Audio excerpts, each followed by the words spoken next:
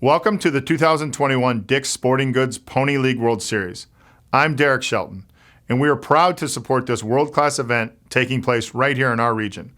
Whether you're on the field, in the dugout, or cheering from the stands, the game of baseball has impacted all of you in many of the same ways it has impacted me, providing important life lessons and creating lifelong relationships. Things like teamwork, sportsmanship, and the love for the game of baseball will be things that you keep long after the last out is recorded. We are thankful for organizations like Pony League that enabled baseball and softball participation around the world and help keep the love for our game strong. On behalf of the entire Pirates organization, best of luck to all the teams in this year's Dick's Sporting Goods Pony League World Series. Enjoy your time here in Western Pennsylvania, and we hope to see you for a game at PNC Park while you are in town.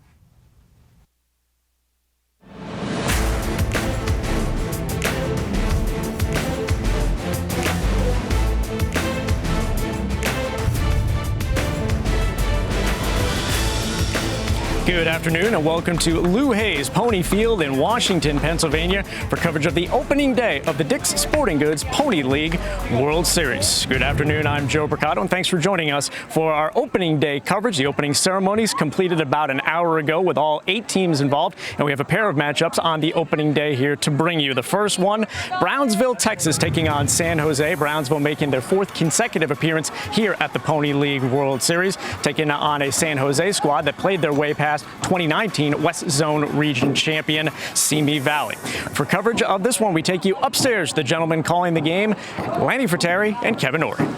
Joe, thank you very much. It has been far too long since I filled out a Pony League World Series scorecard. Mission accomplished. And pleased to be alongside former Major League infielder and good friend Kevin Orr. Great to be back. No, absolutely. I'm very excited. I'm very excited for these players to finally be back on the field after a couple of years. No better atmosphere to play in than here in Washington, PA, with fans in the stands. How great is that?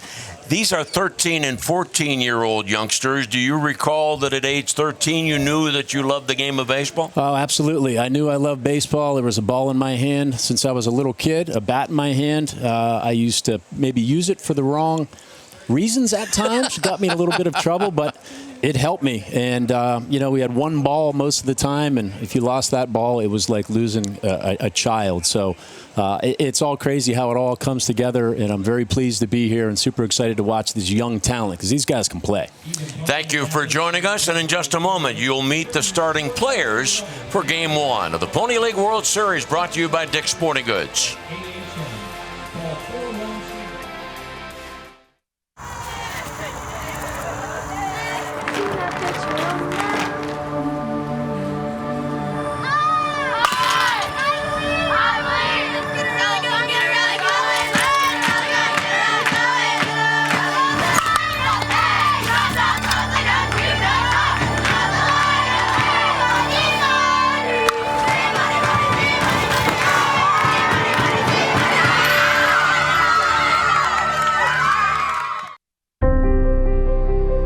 There's a place far from the city, yet just down the road, where likes and shares mean more.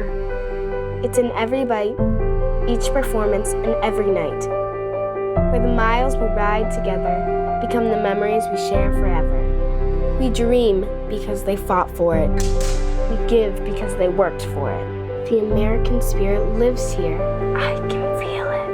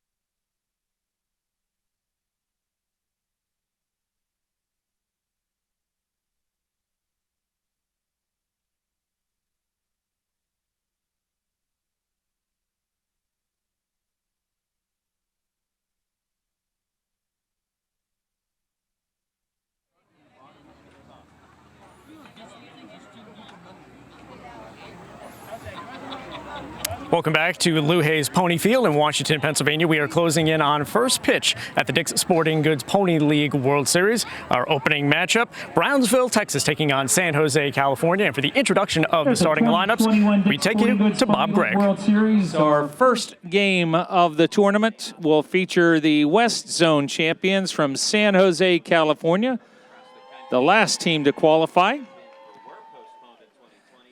And they'll be taking on Brownsville, Texas, our South Zone champions.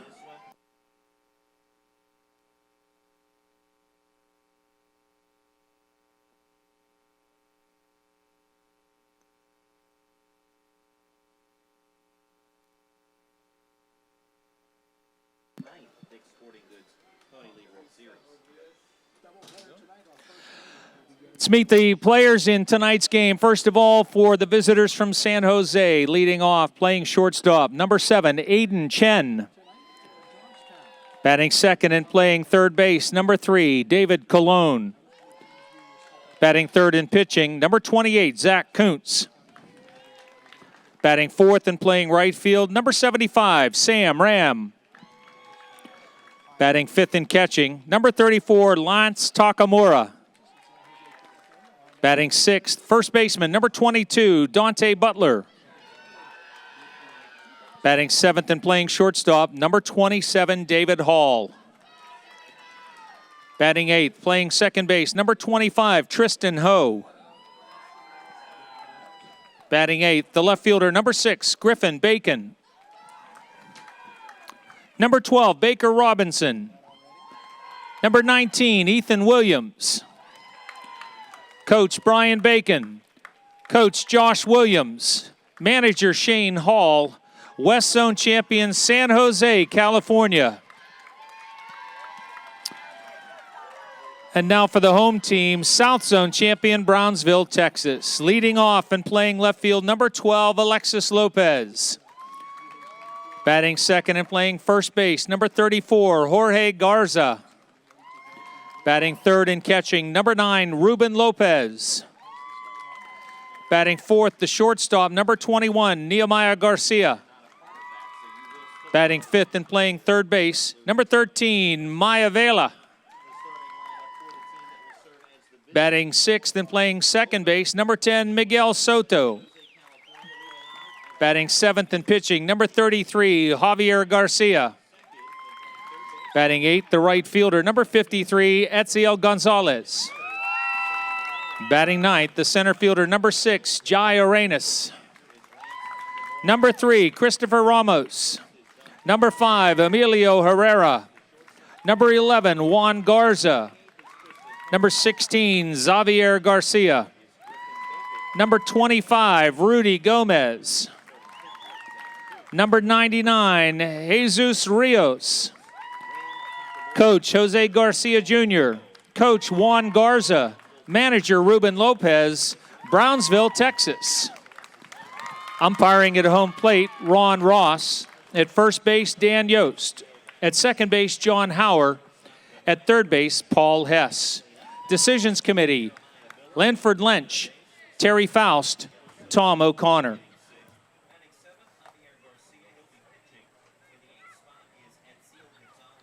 At this time, we ask that you all rise for the Pony Prayer and our national anthems. Gentlemen and boys, please remove your hats. Thank you to all veterans and active duty members of the United States Armed Forces for your service. We invite you to render a hand salute during the Star-Spangled Banner. Almighty God, help us to realize that we are gathered here to watch young people play baseball, not to second-guess strategy, dispute decisions, or questionability. That we are here to cheer, to encourage, and to join in the fun that is baseball, not to jeer, discourage, or otherwise degrade the game. That while officials and players are expected to perform within the bounds of certain standards, we also, as spectators, are expected to conduct ourselves within the bounds of good sportsmanship. May this contest end without injury, without feelings of ill will, without disgrace, but as an activity worthy of thy blessing. Amen.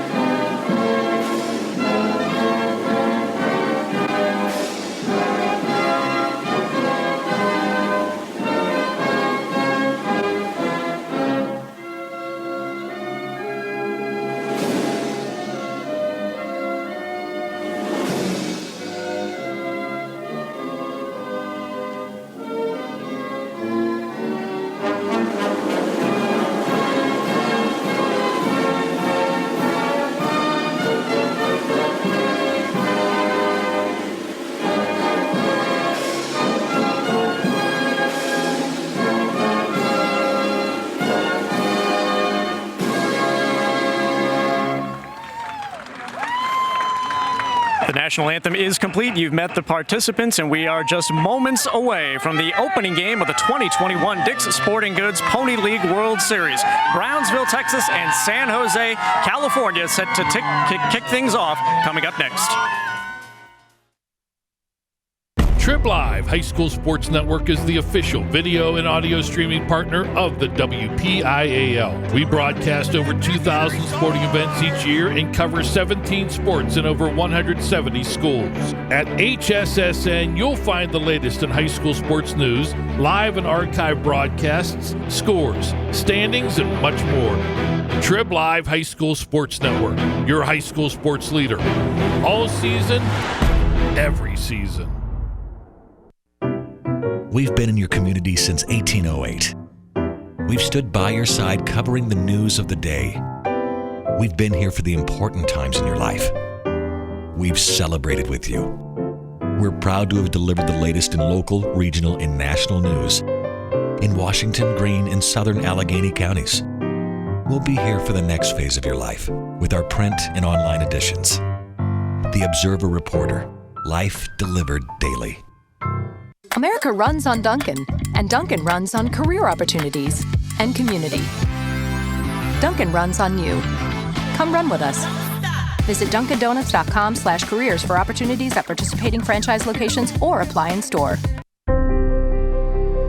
There's a place far from the city, yet just down the road, where likes and shares mean more. It's in every bite, each performance, and every night. Where the miles we ride together become the memories we share forever. We dream because they fought for it. We give because they worked for it. The American spirit lives here. I can feel it. Hi, I'm Dylan Radigan. The world is brimming with possibilities.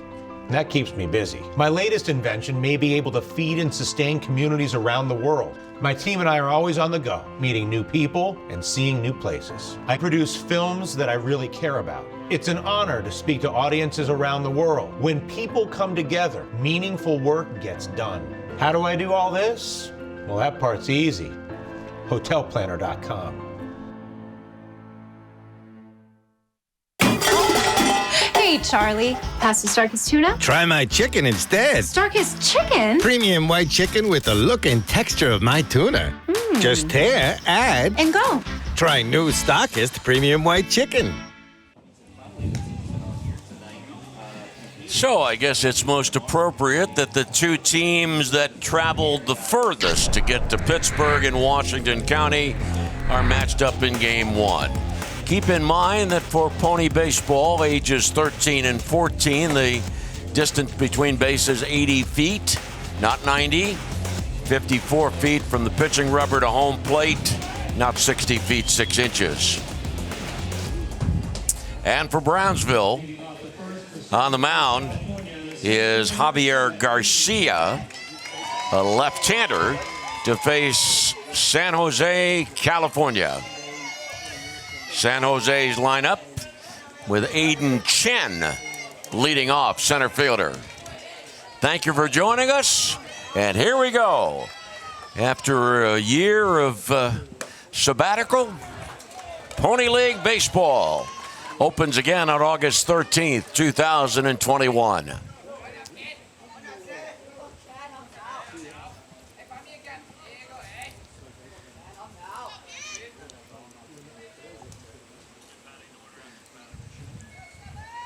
Trying to get loose and find his rhythm, Garcia, the left-hander, after throwing strike one. Strike called on the outside corner. Garcia, the Brownsville left-hander from McAllen, Texas. Shakes off a couple of signs.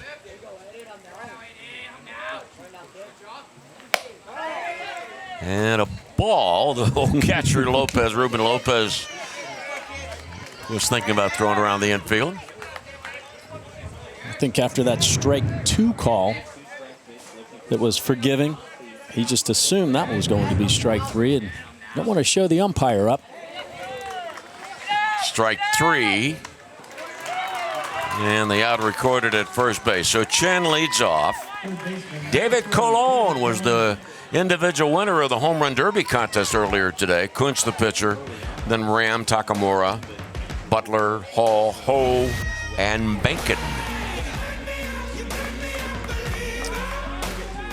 Yeah, the San Jose team won the Home Run Derby, and Colon the individual winner.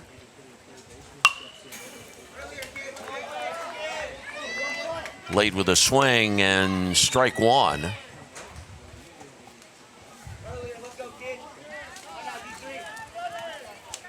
It's a hot shot toward the on-deck circle. Always have to be cautious when you're in there getting loose.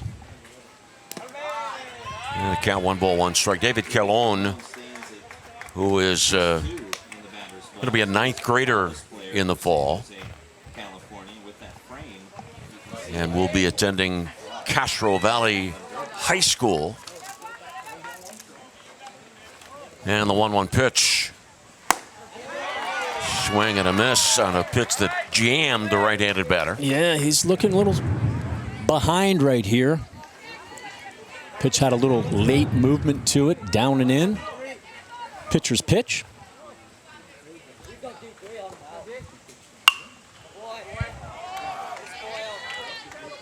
For Brownsville and San Jose, game 1 of the tournament, the winner of this game will meet the winner of our second game today, Johnstown against Manchester. Johnstown, Pennsylvania, Manchester, New Hampshire. For Pony League Baseball, the pitch limit for a calendar day is 95. And it is something that we've learned that the managers and coaches of Pony teams have to be very cognizant of in light of the scheduling. These teams will come back on Sunday. Boy, bad hop off the chest of Nemaya Garcia.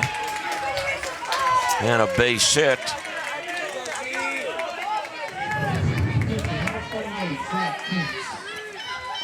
It's a routine play, but the last second, not much could be done. That ball hit a pebble or whatever it was, right up off the chest. Very, very frustrating as a player. You always want to try to get that small routine hop, and he was in position. Just an unlucky break, but a great break for Cologne. That's a 1B in the scorer's book. And now the pitcher for San Jose, Zach Kuntz, bunting for a base hit and a foul ball, strike 1.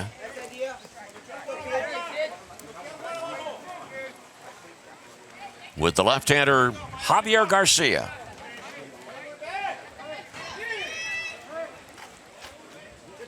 Started the game with a strikeout and then the base hit. Yeah, try to take a chance there, get some base runners up for Mr. Ram. Get them thinking a little bit more in the infield. And your job as a hitter, I don't care who you are, is to get on base, work the count, see pitches, try to fatigue Mr. Garcia on the mound here for Brownsville. First innings are critical to set the tone. Out number 2. And now the number 4 hitter, Ram. Breaking ball here. He's been mixing in some breaking balls and some change-ups. Left that one kind of up, out over the plate. Seemed like... Now defensively for Brownsville, Lopez in left, Arenas in center, Gonzalez in right, Villa, Nemaya Garcia, the shortstop, Soto, Jorge Garcia at first base, Ruben Lopez catching.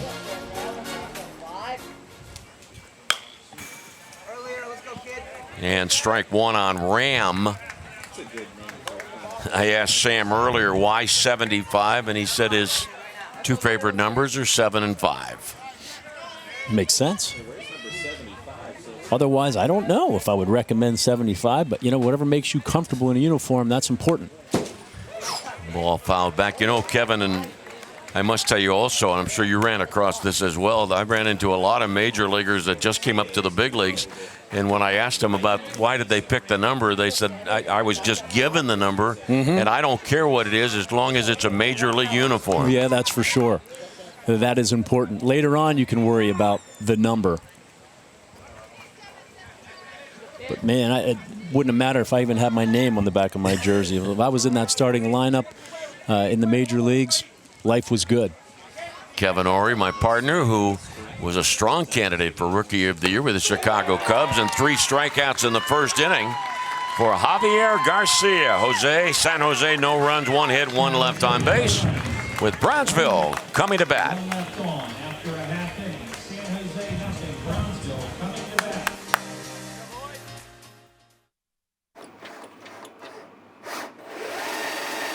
Cancer is personal.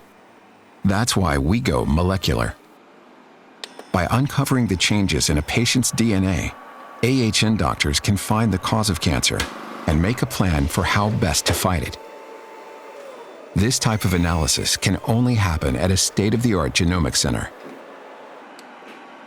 And you can find just that at AHN.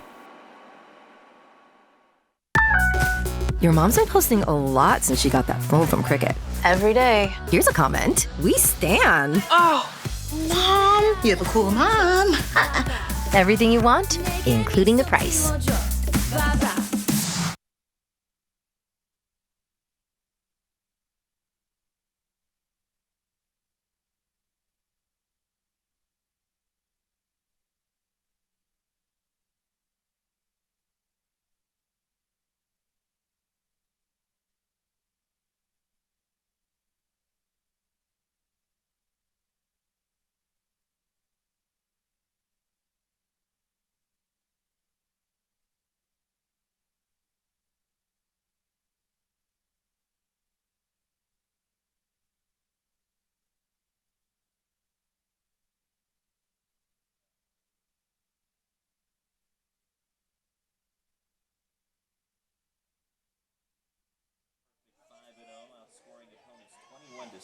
Rolled through the first 3 victories, but then ran into trouble in the semifinals, but rallied back to beat League City. They were down 3-1, but scored 3 runs. The Brownsville batting order, Lopez, Garza Jr., Lopez, Alexis, and Ruben are brothers. Nemaya Garcia. Villasota, the pitcher, Javier Garcia, struck out 3 in the top of the first inning. And on the mound, that batting order that we just showed you will face Zach Kuntz, the right-hander, number 28 for San Jose, backed up by Bacon, Chen, and Ram in the outfield left to right. Colon and Hall, Ho and Butler, third to first, Takamura catching.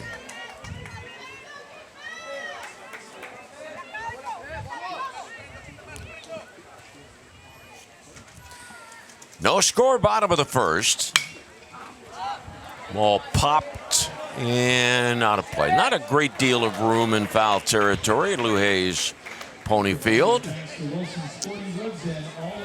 Pretty high home run fence. I don't know if I've seen in the years that I've been doing pony baseball ever seen a book rule double at this ballpark.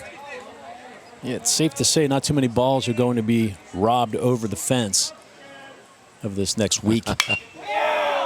And driven foul, count 0-2 on Lopez. Little hanging curveball by Kuntz. But all that is a strike in the book.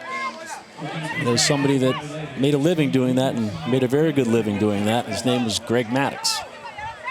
Didn't care how far you hit it. If it was foul, it was a strike. Talk about a guy that could spot pitches particularly well. That he could. So we've got 88 degrees. Temperatures in Washington, Pennsylvania, and topping out in the low 90s today. After a hellacious thunderstorm with a tremendous amount of electricity in it last night. 0-2 pitch popped. Butler and out of play. So this is game 1 of the tournament, the Dick's Sporting Goods Pony League World Series, the championship game scheduled for Wednesday at 6 o'clock. The last time that pony baseball teams played on this field, championship game of 2019. Taiwan beat Bay County, Michigan, and though the Orient teams are not here, we don't have an Orient championship from the Far East, but Bay County is here again. 1-2 pitch to Lopez. We'll count 2-2. Boy, and Kuntz is really doing his best to be deceptive. Haven't seen anything quite like it. With the leg kick, he'll hold it for seconds at a time. Ball hit sharply to third off the glove of Colon. And Alexis Lopez lead off E5. By mixing it up the way he does, Mr. Kuntz, it can be extra difficult for a hitter to try to get their timing, but it can also be difficult for the defenders behind you to get that first step and to be ready on hot shots such as that. It was a tough play, tough backhand there, but it works both ways sometimes. Runner going, and out at second base. Hall made the tag on the throw from Takamura. And friends, that is significant in a number of ways. The first out of the bottom of the first inning. But also keep in mind as you watch this caught stealing that Brownsville a year ago set a Pony League World Series record for stolen bases. So good catch and throw.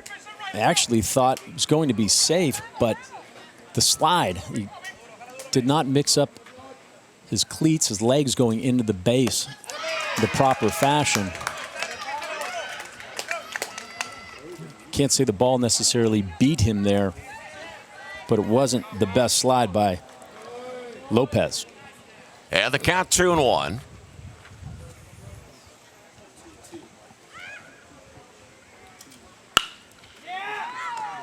Shortstop Hall. Tall target at first, and Butler 2 outs. It was almost 2 years ago to the day, August 11th of 2019. Brownsville had 18 stolen bases in a game against London. 18 stolen bases in one game. But Brownsville trying to steal a base in the first inning tonight, denied. Ruben Lopez. Both Ruben and Alexis occupying spots 3 and 1 respectively. Sons of Ruben Lopez, the manager, coaching at third. And Ruben has 5 children, so he's got 2 of his 5 participating in this Pony League World Series with Nemaya Garcia on deck. 1 ball, 2 strikes. Home plate umpire is Ron Ross. The front door breaking ball by Kuntz, throwing a lot of off-speed pitches. Again, doing his best to keep this Brownsville team off balance.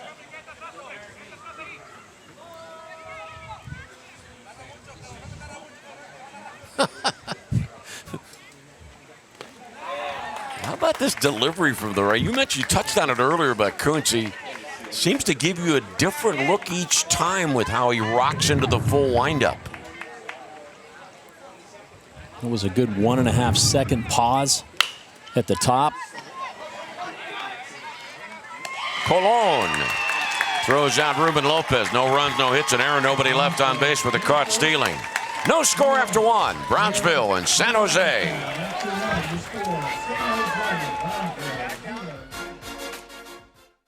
The batters stood in wonder there on that fateful day, gazing at the legend-making tools that were displayed.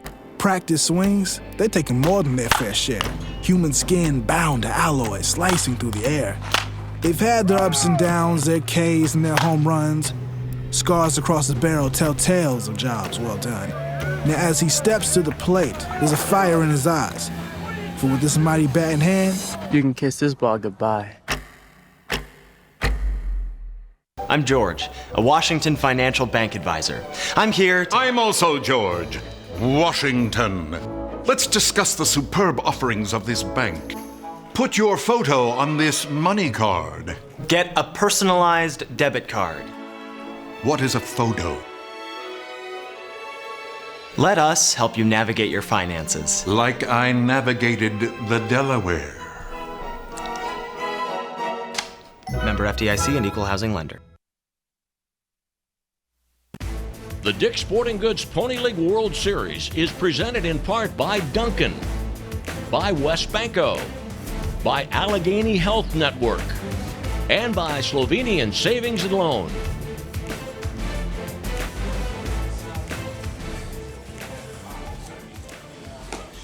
Left-hander Javier Garcia in the first inning faced 4 batters and struck out 3.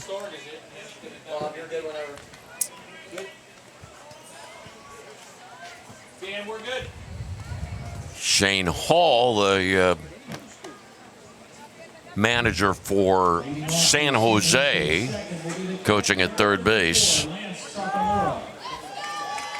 Brian Bacon and Josh Williams are his coaches. San Jose, listen to this, folks. San Jose played in the championship game on Sunday in West Covina, California. They drove back to San Jose, and then Wednesday they drove from San Jose to Burbank, California, and boarded an airplane there, flew to Denver, then to Pittsburgh, and because of the storms, sat on the tarmac at Pittsburgh International for 3 hours. Ooh. Got to their hotel about 2 o'clock this morning. Wow. Brings back memories. It's like AAA baseball right there. So the travels of San Jose, California, but they're quite thrilled to be here in Washington, Pennsylvania, taking part in the Dick's Sporting Goods Pony League World Series. Lance Takamura leading off this second inning. Takamura, who is going to be the 9th grader in the fall in Lee High School in San Jose. And 2-2.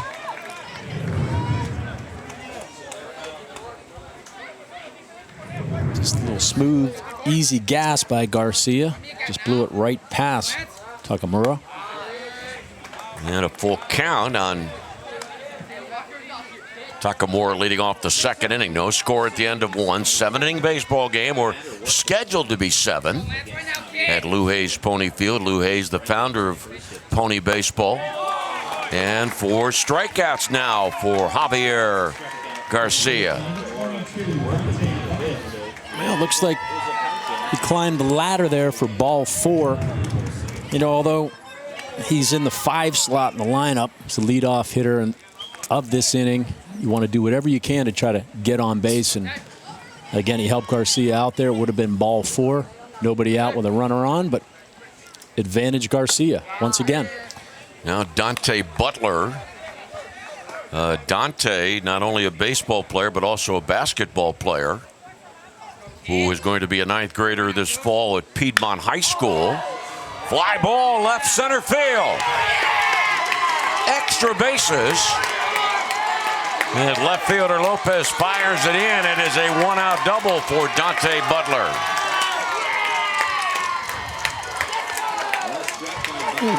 Good piece of hitting by Butler.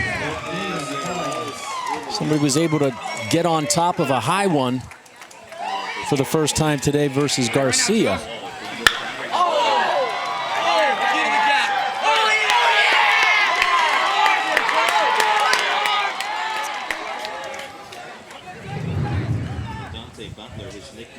Runner at second base with 1 out. And brings up David Hall, the son of manager Shane Hall.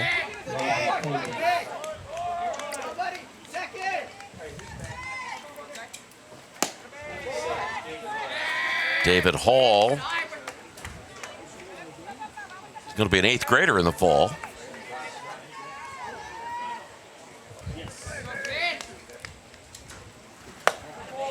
And the count 1-1. He blew that one right past him. Or do whatever you can as a hitter here to try to advance that runner from second, get him to third with less than 2 outs. And that pitch, I think, got not only the hitter, but got the home plate umpire. Yeah, Ron Ross took that, I believe, in the right leg after it came off the batter. So it's 2 men on and 1 out in the second inning. Ron Ross, the home plate umpire, who he hails from Canonsburg and happens from Canonsburg and happens to be an athletic trainer for UPMC. Heal thyself, home plate umpire. Yeah, that's all you have to do. You don't need to call the trainer on this one. Tristan Ho looks at strike 1, 2 on and 1 out, no score in the second inning. Or as it was back in the day, Lanny, you put a little ice and potentially a little stem unit. That was all it took. Foul to a count 0-2 on the number 8 hitter, Ho. Tristan, who is 5'10", plays basketball. He's going to be a 9th grader at Evergreen Valley High School in the fall. 0-1 attempted bunt. A little risky. He was trying to bunt for a hit there. He was a little late, dropped the barrel of the bat. Hence the foul ball off the right field fence. Now he's got his work cut out for him. 0-2. 2 ducks on the pond. 2 strikes on the batter. 0-2 on Ho. Javier Garcia struck out 3 in the first and punched out the first batter of this second inning. But then gave up the double and then a hit batsman.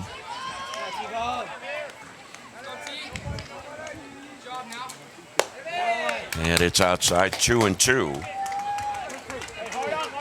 Second game tonight, it'll be Manchester, New Hampshire against against Johnstown, Pennsylvania. And then tomorrow, 5:30 Bay County Mission against Bayamon, Puerto Rico. And there's strikeout number 5 for Javier Garcia.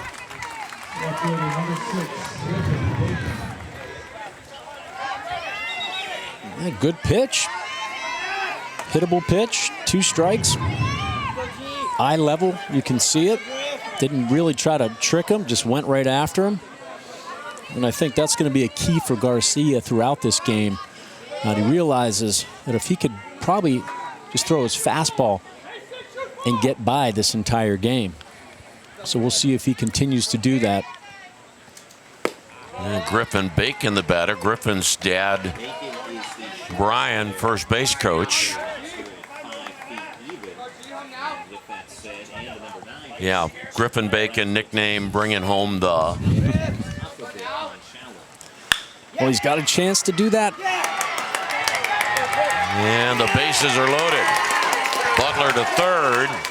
Hall to second. Bacon at first on an E6.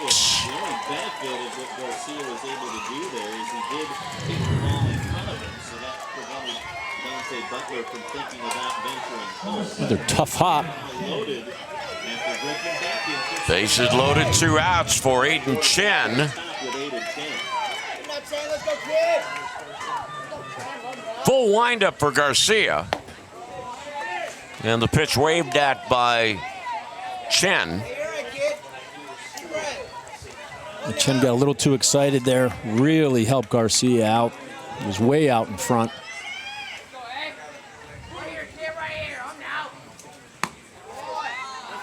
Pitch outside 1-1. Chen, who celebrates a birthday in December, and 9th grader in the fall. He'll be at Saratoga High School, batting with the bases loaded, 2 outs.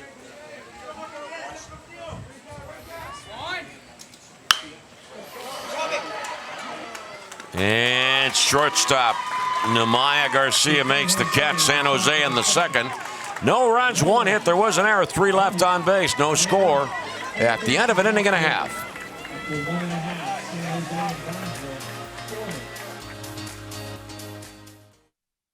I've been a customer with Community Bank for more than 25 years now. During that time, we've developed a long-lasting relationship with our loan officers. What I like best is I'm not a number to them. I'm a friend and a partner. Community Bank, moving my business forward by building a stronger community. Always Safe is now hiring for flagging and traffic control. Join our women-owned company today, hiring for multiple locations with aggressive pay, powerful bonuses, and full benefits. Apply online today at awsafe.net. We've been in your community since 1808. We've stood by your side covering the news of the day. We've been here for the important times in your life. We've celebrated with you. We're proud to have delivered the latest in local, regional, and national news in Washington, Greene, and southern Allegheny counties.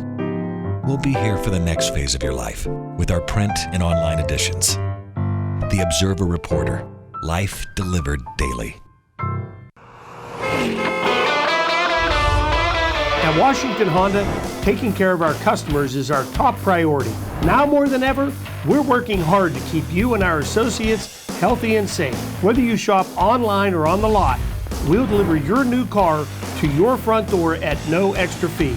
It's just one more way we're keeping your best interests in mind.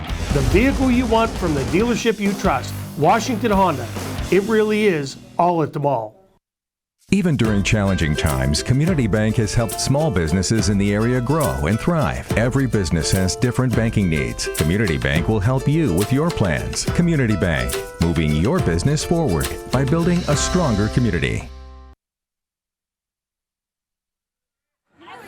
There's a number of hardworking individuals responsible for Pony Baseball, and you're looking at Abe Key, who is the president of Pony Baseball, took over that role in 1995, worked for 5 years as a part-time employee for Pony while in high school and college. He has served on the USA Baseball Board of Directors for more than 25 years, and Abe Key graduated from West Virginia University in 1981. All right, Joe, thank you very much. Abe Key indeed deserves a moment in the spotlight for all his great work. Ball 1 on Nemaya Garcia. Shortstop. No score, bottom of the second inning. And this one ripped way foul for Nemaya Garcia. As you take a look from inside the Brownsville dugout. By the way, the dugouts at Louis Ponyfield, they are right below the press box, not up along the first and third base line as is traditional.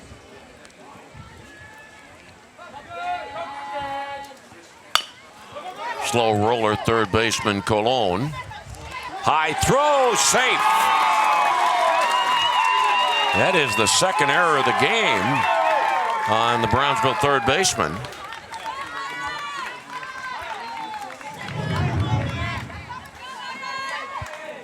A pretty routine two-hopper, and he opted to just take the one step. Looked a little uncomfortable with the catch and release, but the ever so popular hustle to first base is what you always need to do, because you never know what a defender is going to do, whether he's going to bobble it, airmail it. It's one thing you can never lose sight of, whether it's at this level in Pony League or in the major leagues. You always have to hustle, always have to run balls out. So there's a lot of talent out there at various different ball fields, but don't give them any excuse because you're not hustling. As Villa showed bunt, Jeremiah Villa showed bunt. That throw to first base, keeping Garcia close.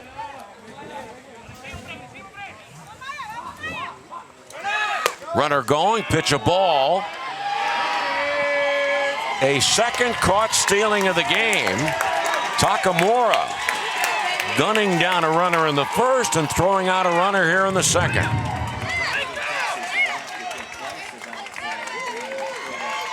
Perfect throw. Easy pitch to handle by Kuntz. Fastball out and away. Makes life a whole lot easier there for Takamura to catch and release. And that was on the money. 1-1 on Villa. For Brownsville, and I had mentioned near the top of the broadcast that these two teams, San Jose and Brownsville, the two teams that came the furthest to arrive in Washington, Pennsylvania. For Brownsville, it drove from Brownsville to Houston, Texas, then flew through Nashville to Pittsburgh. We had a fan fest called Strike 2 and 2 Fan Fest, Dick's Sporting Goods last night in Washington, Pennsylvania. And the two teams that were not there were Brownsville and San Jose. 2-2 on Villa.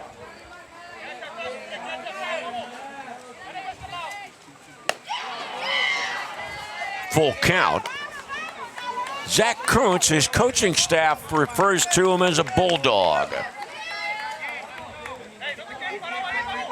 Flowing locks, unique delivery, ball fouled away.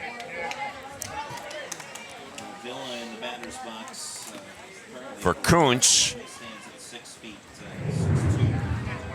I'll tell you more about him in a moment, but last night we all got together at Dick's Sporting Goods in Washington, Pennsylvania. Great opportunity to have the teams meet each other. And ball 4.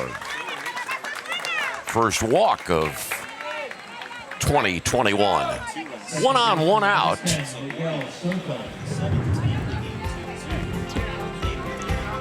Chance for autographs, chance to exchange gifts. Always great to have the opportunity for those of us that are there at the Dick's Sporting Goods Fan Fest to not only meet the players, but meet the families who come into Washington, Pennsylvania as well to support these talented 13 and 14-year-olds. Now, Miguel Soto. It's a nice AB there by Villa. You have to really be patient with Kuntz and try to stay to the middle of the field.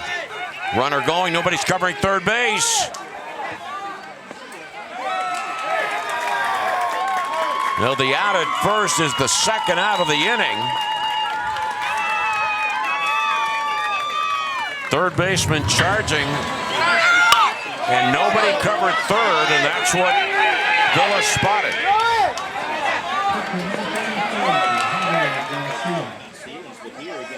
It's heads-up base running. You have to get back as an infielder, get back and cover your base. And as a shortstop, you have to see what that runner's doing, and if you see him take off with an open base at third and no third baseman in sight, it's a leg race to see who can get the third base the quickest. The defensive breakdown. Keep in mind that the runner, Jeremiah Villa, was running on the pitch, so he had the advantage there of picking up a good bit of the 80 feet from first to second.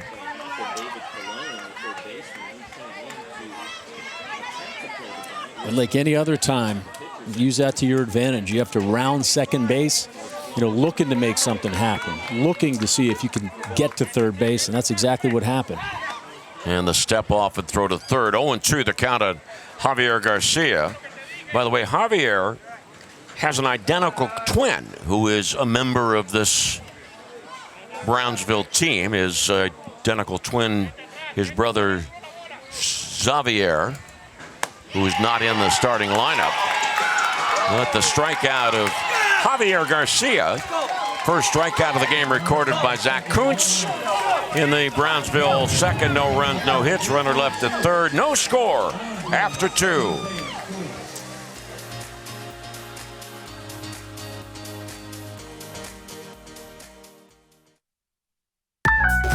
Your mom's been posting a lot since she got that phone from Cricket. Every day. Here's a comment. We stan. Oh, Mom. You have a cool mom. Everything you want, including the price.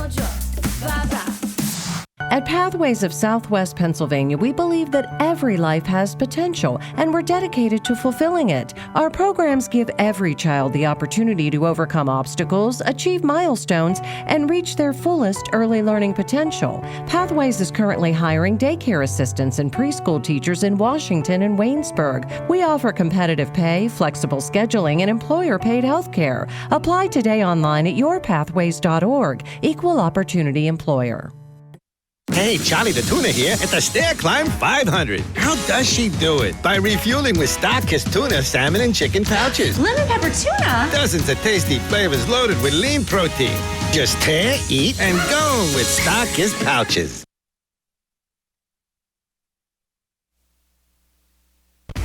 The Dick Part.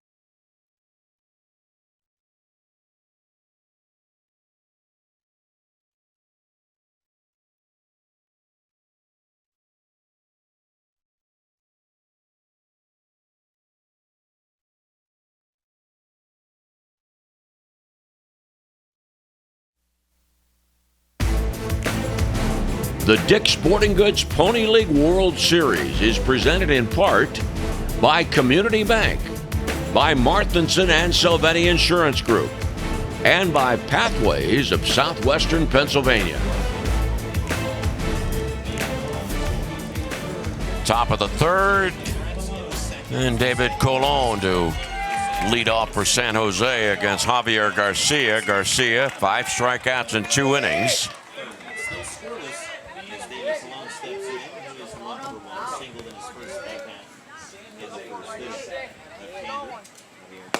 Kevin Ory, so pleased that you brought your 2 daughters with you tonight to the ballpark. Yes, I did. I was very excited for them to see this, to be a part of it.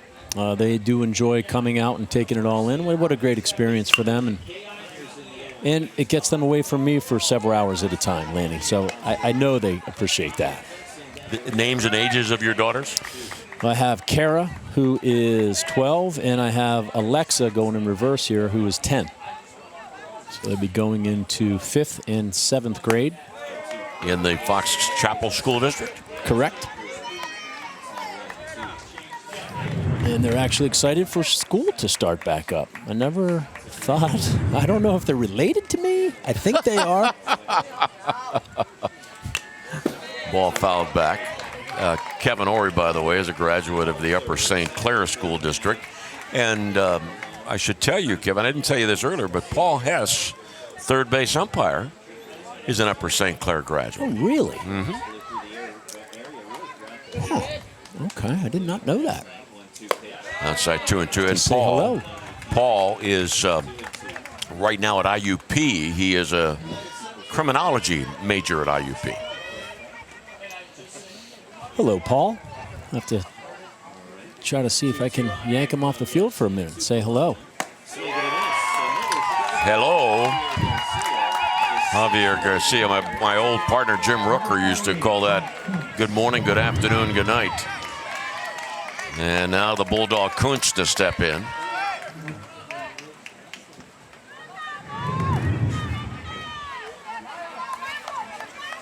Two hits for San Jose. No hits for Brownsville.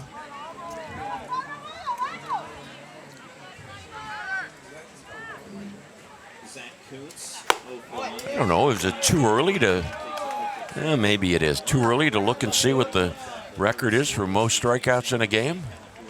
Maybe it is. Yes. Maybe it is. Yes, just a tad. I'll put the magical blue binder away for the moment. 1-1. I'm real proud of myself too, Kevin, because I took all my Pony League stuff of 2019, put it into a special file box, and I remembered where it was. See that? I remembered where I put it. Sharp as a tack. And the second baseman Soto throws out Kuntz. 2 outs in the third. Good solid play there by Soto. Got a pinch hitter here. Nice backhand, kept his head down, set his feet, made an accurate throw. You've seen a couple bad hops on the infield. It's easy as an infielder to get back on your heels and get a little tight. But no matter what, you want to try to keep that ball in front of you at all costs. And this is Ethan Williams as the San Jose pinch hitter, batting for Sam Ram.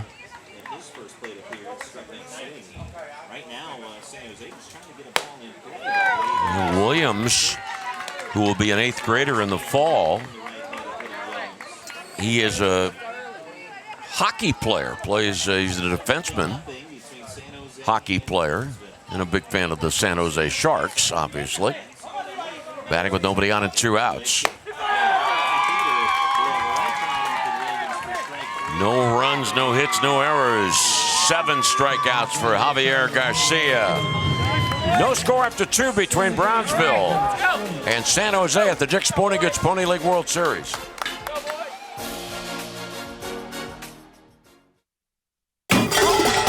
Hey, Charlie. Pass the Starkist tuna? Try my chicken instead. Starkist chicken? Premium white chicken with the look and texture of my tuna. Just tear, add, and go. Try new Starkist Premium White Chicken. Trib Live High School Sports Network is the official video and audio streaming partner of the WPIAL. We broadcast over 2,000 sporting events each year and cover 17 sports in over 170 schools. At HSSN, you'll find the latest in high school sports news, live and archive broadcasts, scores, standings, and much more. Trib Live High School Sports Network, your high school sports leader. All season, every season. If you want to go from I don't got it to I got this, well, then get this. A deliciously bold, smooth espresso drink from Dunkin'. Like a caramel macchiato, mocha, or oat milk latte. Take a sip of You Got This with Dunkin' espresso drinks. Order ahead plus earn rewards. America runs on Dunkin'.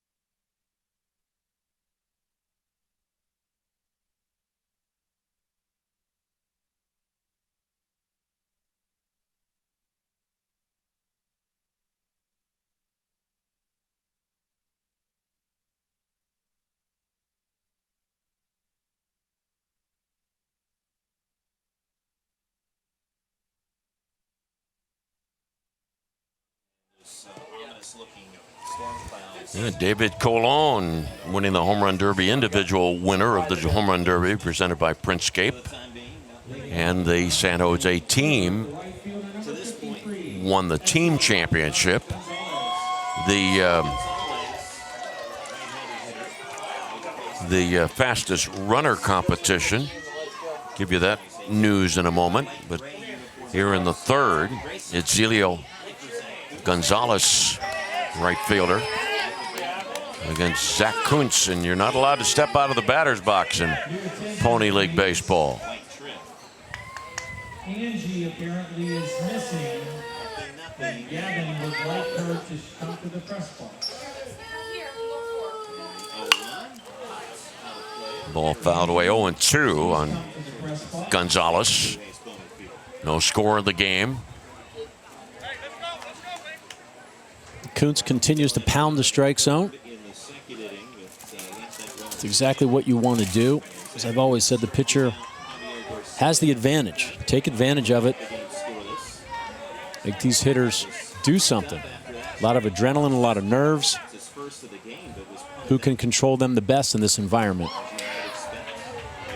You see that batter's box is already starting to get Those holes in it used to drive me crazy. And you're digging in there, and those holes continue to get deeper and deeper.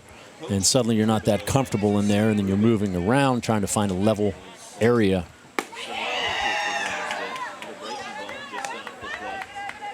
So if I'm a pitcher and I see a hitter digging around in there, looks uncomfortable, I'm going after him. I mean, it's the little nuances of baseball. You have to study your opponent. It's body language, the little things. Would you say that is difficult for managers and coaches to try to instill that knowledge with 13 and 14-year-olds? I think it would be a little bit more difficult, yes. But these kids on this stage, they've been doing it for a while. Yeah, more so than most. Certainly more so than I in Pony League. Mm-hmm. So I think, and with playing year-round, I think the knowledge, the baseball acumen of these guys is that much better. So I don't think there's any reason why you couldn't let them know a little earlier how to get an advantage. Ball dropped in foul territory. The pinch hitter, Ethan Williams, staying in the game to play right field. 3-2 on Gonzalez. Here in the bottom of the third. Gonzalez needs to stay inside the baseball here, not try to do too much. And Colon with his third error of the game. One in each of the first 3 innings.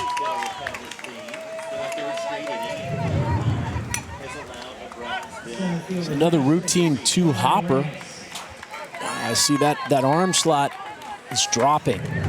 Looked like he dropped. He stood up a little tall, dropped the arm, and clearly it's in his head right now. And suddenly, trying to hit that first baseman in the chest when you're not confident can be a very difficult task. Not necessarily at the Pony League level. That can be at the big league level as well. Now, when you field that ball, you always want to try to get momentum going to the base you are throwing. And when you field it and stand up and then try to go back down, number one, you're taking extra time. Number two, you're losing your momentum. You're thinking about it, and you're taking away your arm strength. And popped out of play. Good effort by catcher Takamura. Oh, don't lose those. Takamura just couldn't get there. It's a great effort. Hope he didn't stumble, because I do believe he would have at least gotten a glove on that pop-up. And those are fun plays. I don't care if you're a catcher, infielder, outfielder, making a diving stop. It's electric. You practice that. There's nothing better than performing it in a live situation.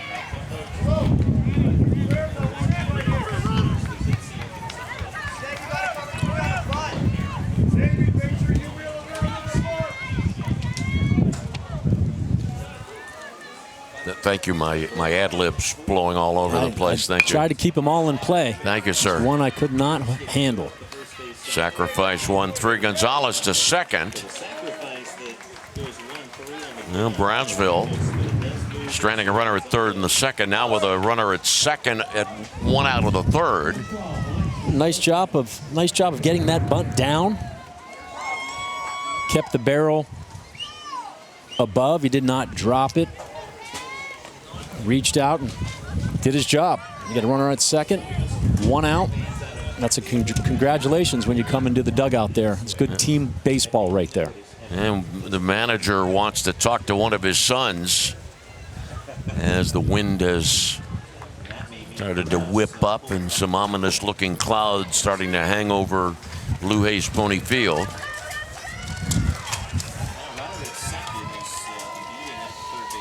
Runner at second, 1 out.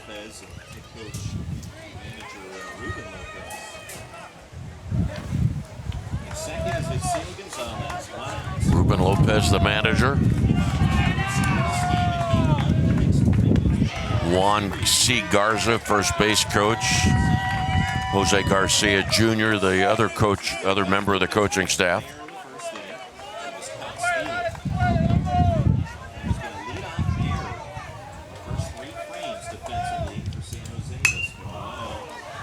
lashed foul. 1 ball, 1 strike on Alexis Lopez. Brownsville, the South Zone winners, and the right to participate in this Pony League World Series, brought to you by Dick's Sporting Goods. The winner of this game will play the winner of our second game of the day, Johnstown, Pennsylvania, and Manchester, New Hampshire.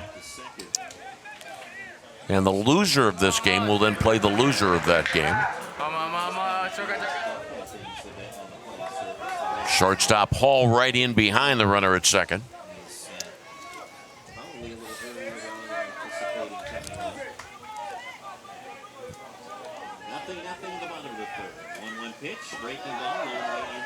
Count 2-1.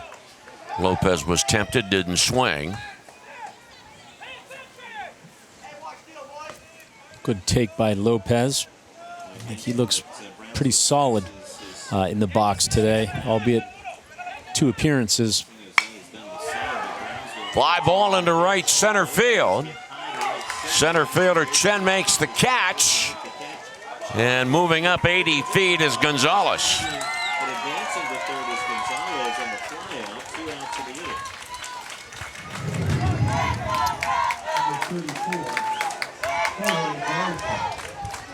Good heads-up base running by Gonzalez. Didn't leave too early.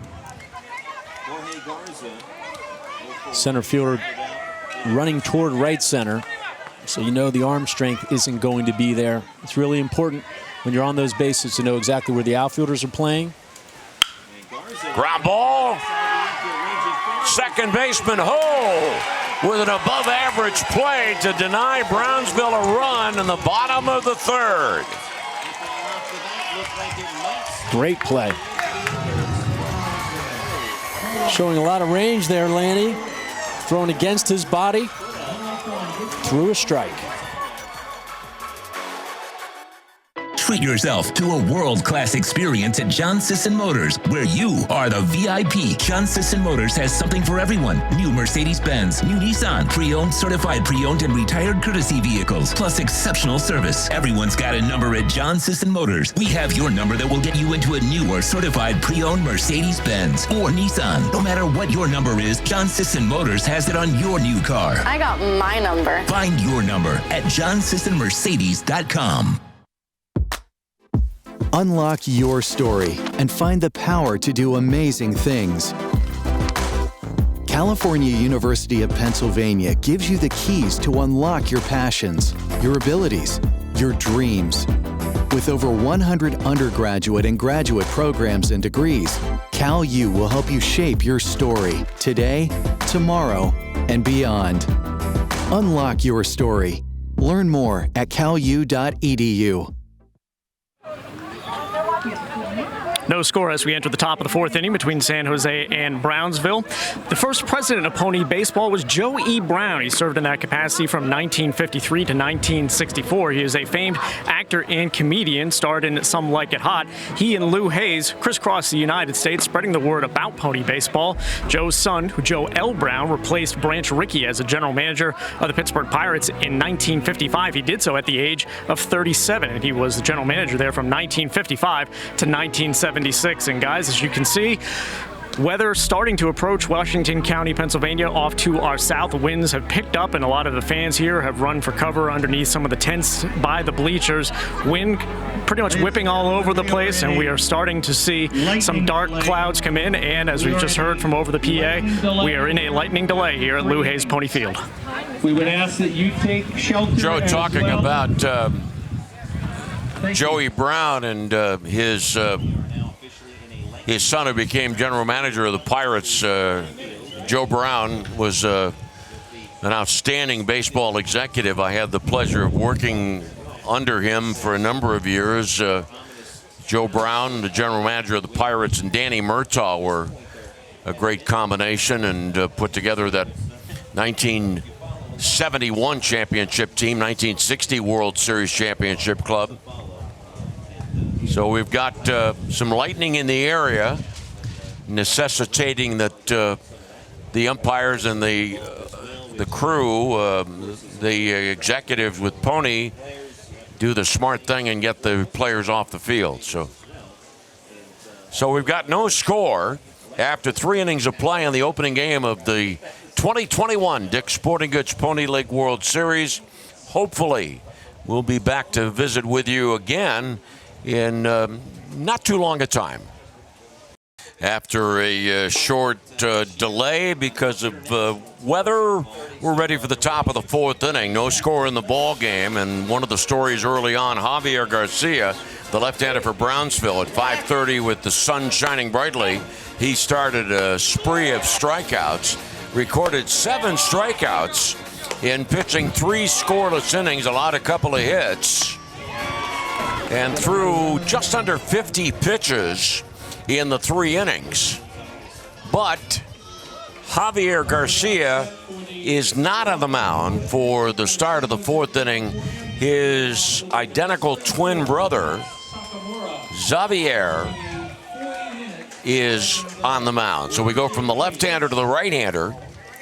And Xavier Garcia will be facing Lance Takamura to lead off the top of the 4th inning in a scoreless game. The opening game of the 2021 Dick's Sporting Goods Pony League World Series. Kevin Ory alongside the most pivotal play of the game in the first 3 innings. A ground ball with a runner at third and 2 outs. Ground ball to the right side that was handled particularly well by Tristan Ho, who saved a run, and to this point, the play of the game. Takamura. He is 0 for 1 in the game, but he has thrown out 2 would-be Brownsville runners. You all right, Kevin? I'm hanging in. Stay dry? I did the right thing. I did not go back for some more delicious barbecue. Keep yourself away from Moose's office. That's for sure. Pitch is up high, ball 1, 1-2. SanJose. Pitch that was outside. Once again, catcher Lopez looking like he thought he had strike 3. And now a full count. This is SanJose and Brownsville.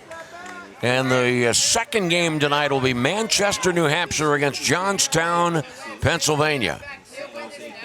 Xavier Garcia's 3-2 pitch. 1 out.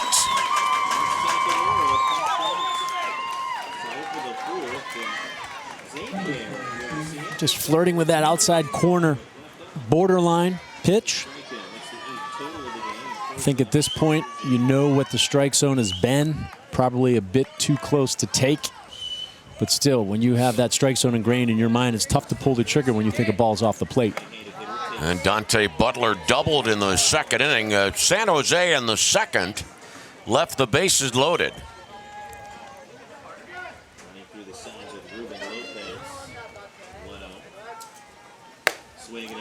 And the count 1-1. Xavier Garcia and his identical twin brother Javier, both from McAllen, Texas. And both will be 9th graders this fall at Nicky Rowe High School. And a quick meeting here, Butler to chat with Shane Hall, the manager of SanJose.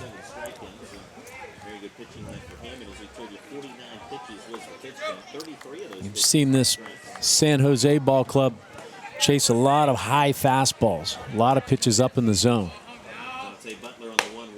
I'm wondering if that wasn't a brief discussion down to the third base line about, hey, settle it down a little bit, put the ball in play. 9 total strikeouts recorded by the Garcia brothers. Once again, high cheese. Not much you can do up there. It's very difficult to hit a ball up around your shoulders and stay on top of it, keep your hands up above it. It's too much to ask. You really have to start bringing this ball down in the strike zone if SanJose has any chance against the hard-throwing Garcia brothers. Here's David Hall, the shortstop, and the son of manager Shane Hall.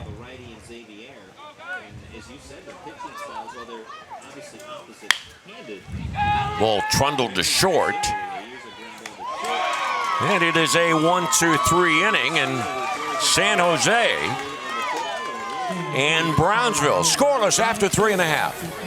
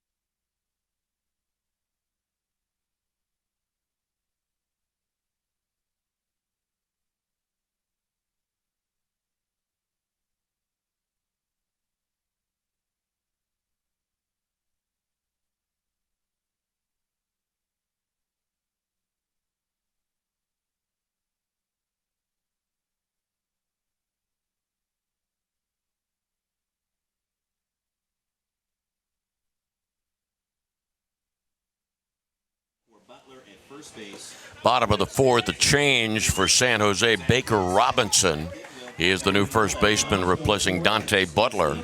So put Baker Robinson in the 6th spot of the San Jose batting order. Bottom of the fourth, and Nemaya Garcia waiting on deck with Ruben Lopez leading off. Ball bunted by Lopez. No play. And that is the first hit of the game for Brownsville.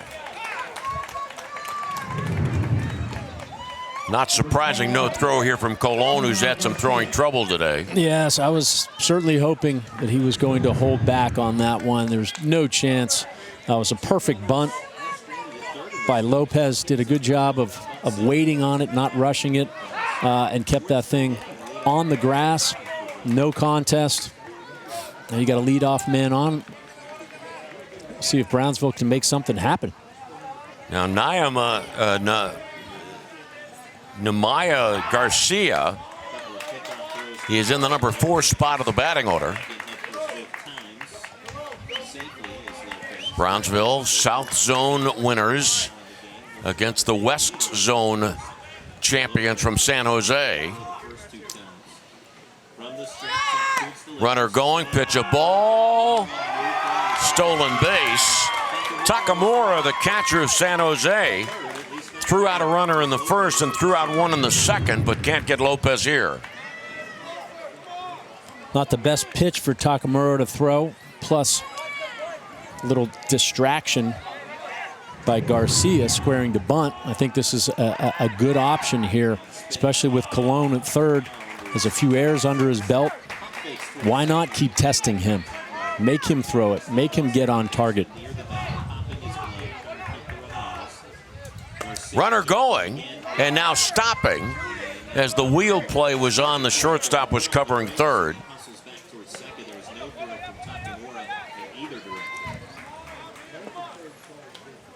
Yeah, these are challenging scenarios for a third baseman.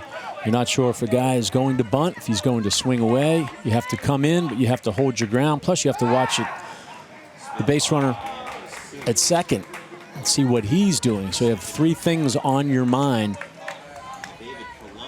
You really have to stay low, hold your ground, and still focus on making a play if it's hit to you. Foul ball on a pitch that was up And the count 2-1. That's Juan C. Garza, the first base coach,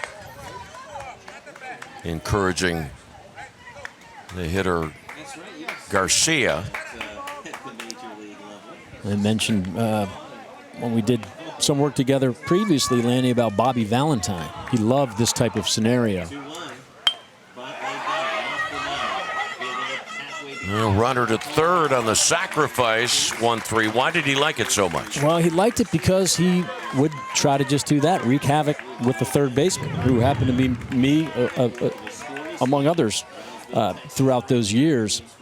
But he was good at it, and they were a team that could handle the bat, especially at the top of the lineup. They could execute. So you had a guy on second getting a good lead, faking like he was going to steal third, while I was trying to come in from third to potentially cover a bunt. And a lot of times they would pull the bunt back. I had already be halfway down the third base baseline toward home plate, and then you have that runner on second that would gauge me and then see if they had speed there, would try to take off and steal third base and catch, and basically outrun either myself or the shortstop trying to make up for me. So it was a tough play, but you really just had to hold your ground. You couldn't commit one way or the other and find that exact spot defensively on the grass or on the cut where you could cover each. You could get home in time, you could get back and cover third in time, and you were in a position to make a play if you got a ball hit at you. And I had to handle, one game I had to handle three of those,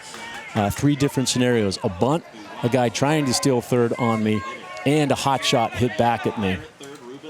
Runner at third, infield playing in, and the count 1-1 on Jeremiah Villa. Dandy breaking ball from 12-6. No score. Runner at third, one out. And the count 1-2 on a pitch down and away.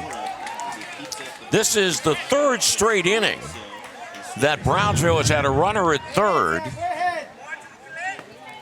and left the man at third in the second, did so in the third. As I pointed out a moment ago, infield playing in as you'd expect in the bottom of the fourth of a 7-inning game. Well, good job there by Takamura. Shifting his weight, getting out and blocking that ball with a runner at third, count 2-2. He's done a nice job defensively, and Kuntz is clearly comfortable seeing that, not afraid to throw the breaking stuff in the dirt, ahead in the count. Ball, strike three, 2 outs. The infield can relax now.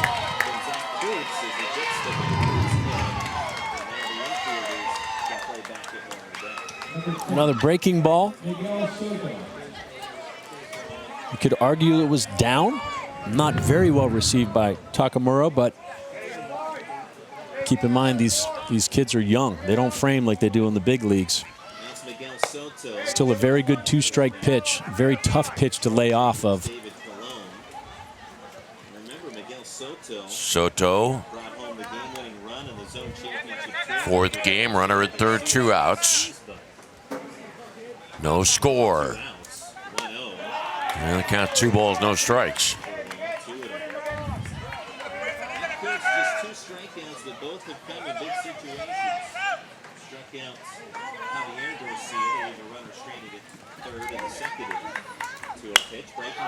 Fly ball to center. Back and then in. Chen makes the catch. No runs, 1 hit, runner left at third. So Brownsville has stranded 4. 1 in each of the 4 innings, 3 of the 4 at third base.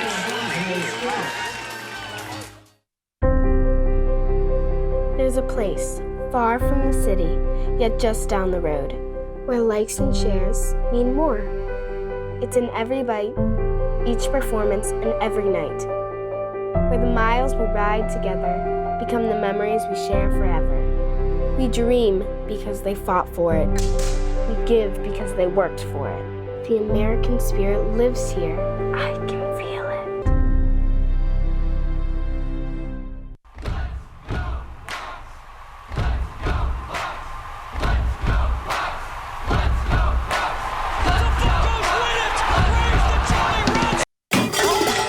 H, Charlie. Pass the Starkist tuna? Try my chicken instead. Starkist chicken? Premium white chicken with the look and texture of my tuna. Just tear, add, and go. Try new Starkist Premium White Chicken.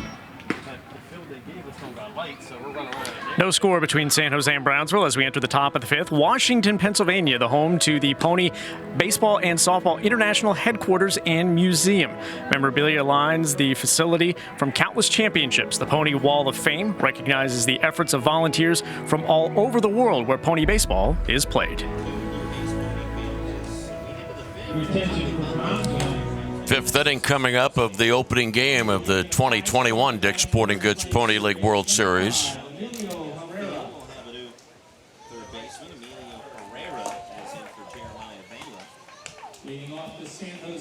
Xavier Garcia worked a 1-2-3 fourth in relief of his brother.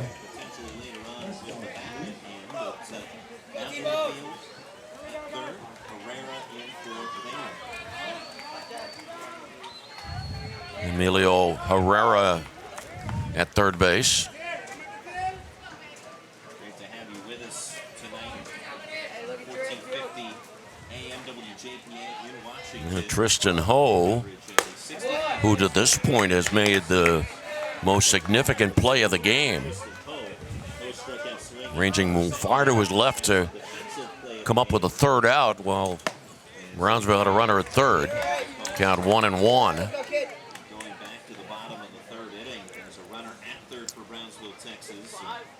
Tristan Ho making a great play to get the 4-3 put in. 1-2. The Garcia brothers have retired 7 in a row and have combined to strike out 9 San Jose batters. Make it 10. There's too much power. You know, we talked about the dimensions earlier at 54 feet, 6 feet, 6 inches closer than an MLB mound. It's a big difference. I mean, remember back in the Pony League days with a taller pitcher, with a good arm. There's nothing more difficult than to hit a baseball, but at this level, with those guys that close, with that size, there is such an advantage. Standing on that mound, you can just blow guys away, and that's why they're chasing pitch after pitch out of the strike zone, above the belt. They're predetermined in their mind that they are going to swing. It's just such an advantage. If they can find a way to settle down, shrink that strike zone, play a little bit of small ball, get some base runners on there, force this defense to make some plays, make some throws under pressure, see if they can squeak out a run. 1 ball, 2 strikes on Griffin Bacon. Pitch outside. Griffin Bacon, not only a baseball player, but he also is a swimmer, and he told me that his favorite stroke is the butterfly. A young man who will be an 8th grader at John Muir Middle School in the fall. Strikeout number 4 for Xavier Garcia. Straight over top, once again, living on the edge. Just waved at it. No contest. But the butterfly, on the other hand, now that is a challenging swim. That's been the best scoring chance for San Jose, California.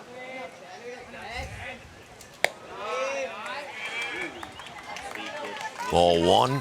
Appalachia Energy Partners is a specialized logistics company seeking CDL Class A drivers. For more details, call 724-514-6593. That's 724-514-6593. In the second, left the bases loaded. That's the last time San Jose, California has had a runner on 2-0. So Chen, 0 for 2, Aiden Chen. He has a December birthday.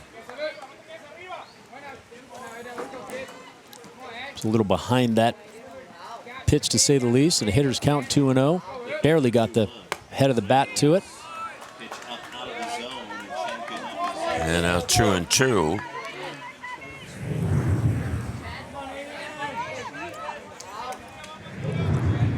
Nobody on, 2 down, 5th inning, no score. 2-2 coming. And a full count on Aiden Chen. Texas, 4th straight appearance in the World Series, 6th overall.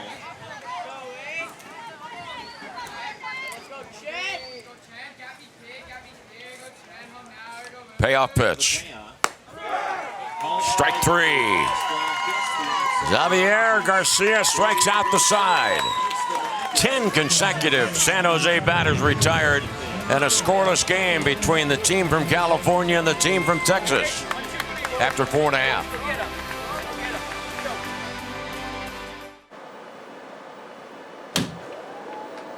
Tumors can hide, even mid-treatment. For AHN doctors, that's not a problem. With the Unity MRI Linac, we have a crystal clear look at the shape, size, and position of a tumor in real time, while pinpointing cancer-fighting radiation. There are only 8 health systems in the country using it. And the first one in Pennsylvania is AHN. Unlock your story and find the power to do amazing things. California University of Pennsylvania gives you the keys to unlock your passions, your abilities, your dreams. With over 100 undergraduate and graduate programs and degrees, CalU will help you shape your story today, tomorrow, and beyond. Unlock your story. Learn more at calu.edu.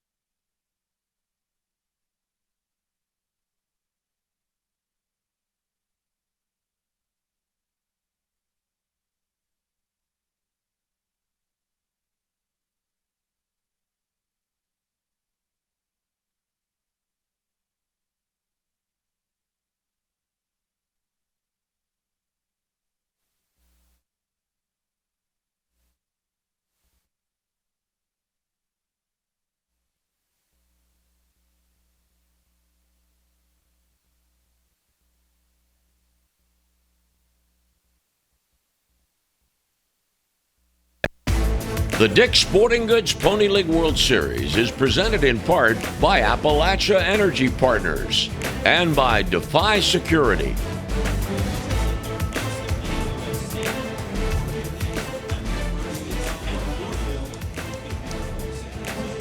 One of these teams trying to order up a win in the opening game of the Dick's Sporting Goods Pony League World Series, and Xavier Garcia leading off the bottom of the 5th.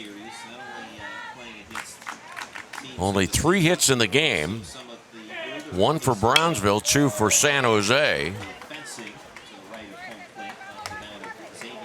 Brownsville has stranded 4, 1 in each of the first 4 innings.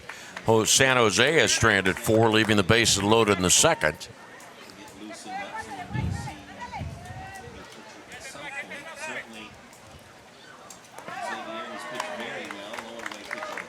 One ball and 1 strike, and there is some throwing going on in the right field corner for Brownsville.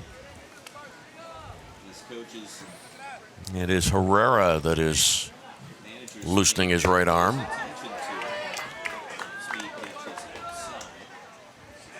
Count 2-1. Warming up with an orange. 3-1. There has been only 1 walk in this game, and that was the walk that Zach Kuntz issued in the second inning.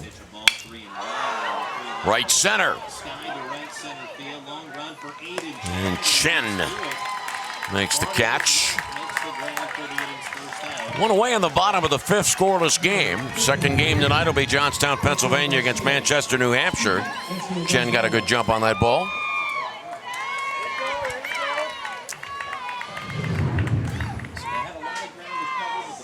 Itziel Gonzalez, 0 for 1.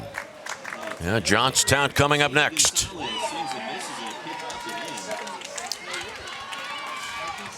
There are 2 games tomorrow night.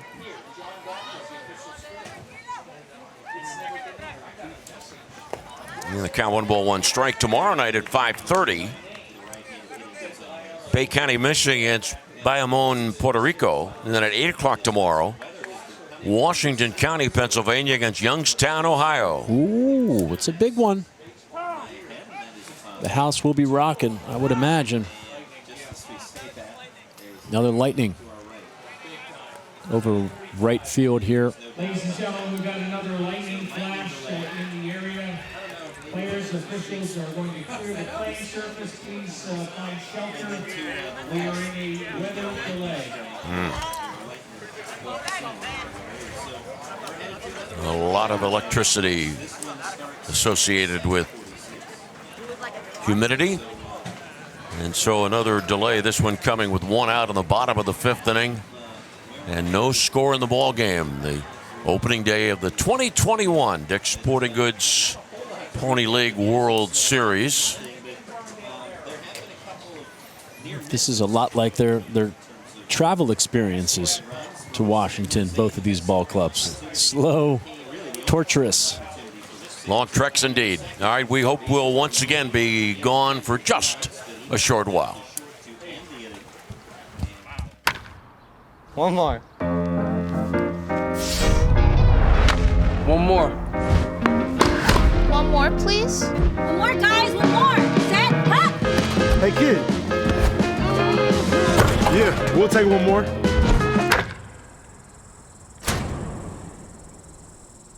Oh, one more. Wow! Do it one more time. Do it one more time.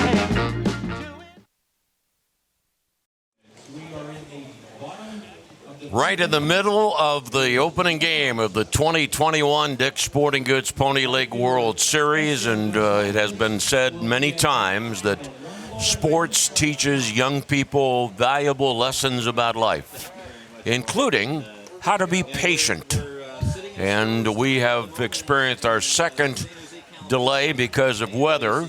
We have a great ball game here between Brownsville, Texas, and San Jose, California. A scoreless game in the bottom of the 5th inning with 1 out. On the mound, Zach Kuntz has pitched all 4 in the 3rd inning so far for San Jose. Kevin Ory alongside. Still here? Are you a patient person? I think as I age, I'm starting to believe that I am less patient. Gosh, I thought it was wasn't always that way. I thought it was just me. Okay. You know, it's like, and I'm not a gambler. You do your Las Vegas thing once in a blue moon. But back in the day, ironically, my playing days, I felt like if I played blackjack, I could sit at the table, be patient, disciplined, right, and play for hours. Now, I don't trust myself. I get angry, double down. So, another lesson to all the children out there, don't gamble. It's not worth it anyway. There you go, folks. Another valuable life lesson tip from Kevin Ory. All right, Gonzalez to step in with a count of 1 ball and 1 strike. There's 1 out, nobody on. We're in the bottom of the 5th inning of what is scheduled to be a 7-inning ball game. And a bunt attempt, ball fouled away. Zach Kuntz has allowed only 1 hit in this game so far. The long-haired right-hander gave up a bunt single to Ruben Lopez in the 4th inning. Kuntz has struck out 2. He has walked 1. Ball fouled away. And also Zach Kuntz has forced Brownsville to strand a runner in each of the first 4 innings, leaving a runner at 3rd in 3 of the 4 innings. So that brings you up to date as it relates to Brownsville. And the 1-2 pitch, out number 2. An at bat that started 35 minutes ago. I give Kuntz credit. He's up to his old tricks. on his second delay. You know, we were talking before we started this thing back up, Lanny. A little surprised to see Kuntz back out there, you know, with new rules, pitch counts, restrictions. But clearly they have all the confidence in the world in Kuntz. He's out there throwing strikes. He was eager prior to this to get back out in the field, and they're letting him go. Well, he is about 70 pitches already, which means that because he has worked that many, because he has thrown that many pitches, that means that he'd need 4 days rest before he could pitch again. So let's see. That means Saturday, Sunday, Monday, Tuesday. That means the only next time he could come back would be Wednesday in a championship game. Well, they're leaving it all out there, and you know, we'll see how it goes. But he still looks pretty good. Kuntz, who has shown us a number of delivery varieties. And the count of 1-2 strikes on Arenas, who dropped down a sacrifice bunt in the third inning.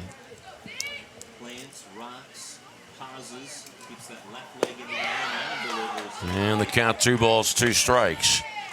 Still a lot of pitches any way you look at it. It really is. But, you know, 14 years old, most of these kids, a few 13-year-olds sprinkled in there. And the strikeout. 1-2-3 inning recorded by Zach, the right-hander. At the end of 5, no score, Brownsville and SanJose in the Dick's Sporting Goods Pony League World Series. America runs on Dunkin', and Dunkin' runs on leaders, and leaders in training. Dunkin' runs on you.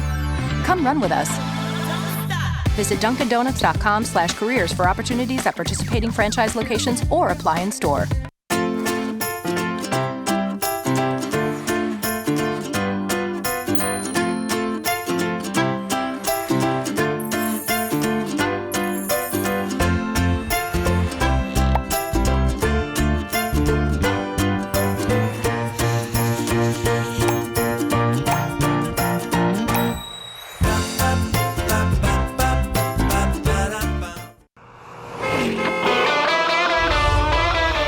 Taking care of our customers is our #1 priority at South Hills Toyota. We're working hard to make things safe and convenient for our customers. That's why we're proud to offer home delivery of your new car purchase. Whether you come into our showroom to shop or buy it through our express store online, we'll bring your new car to you.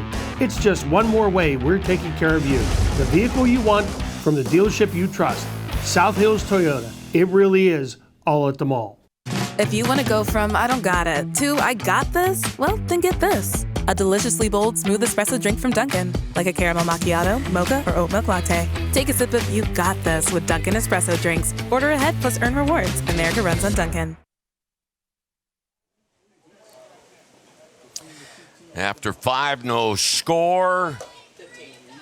Well, we went out and decided that we wanted to get the best possible color analyst we could, and so we decided to call in a guy that played in the big leagues, had no responsibility with Jeopardy. Jeopardy didn't call him, and so here he is, ladies and gentlemen, boys and girls, moms and dads, Kevin Ory.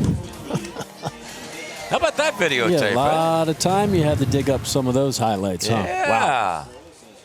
It's nice to see that I could, still square one up every now and then, Lanny. How many big league home runs did you hit? Not enough. Not enough. Not enough. Is that to say you don't know the number, or that you're not? I had a Kevin Ory card, and I'll have to pull it back out of my file. Yeah, you have one? Yeah, when we did West Virginia baseball together, I had written up a Kevin Ory card, and I misplaced it for some reason. Okay, well, but I know where I can go. Send me your address. No, I know where I can go to get the numbers. I'll be driving by your neighborhood all week, probably, right? For coming back out here. Yeah, here's Colon to lead off the 6th inning. He's 1 for 2. I believe that one home run, not to cut you off, was a back-to-back-to-back. Or, if it was against St. Louis, it was a pretty rare occurrence. Jim Leland were you the middle of the? I was the third. Third of it. Yeah. Jim Leland was, he got kicked out of that game early. and he was down in the tunnel. Sorry, Skip, but you were in your underwear. He did exactly go in the clubhouse to shower. This is when he was in Florida. This was in when Florida. You guys were the Marlins. This was in Florida, yeah. So I remember coming down and giving him a big embrace. You know, in his gutchies, as my mom used to call it. It was one of those memories you certainly won't forget. Fouled off 2-2 on Colon. By the way, this San Jose team has not had a base runner since the second inning, as the identical twins Javier and Xavier have combined to, through 5 innings, strike out a dozen. And now it is a Baker's dozen.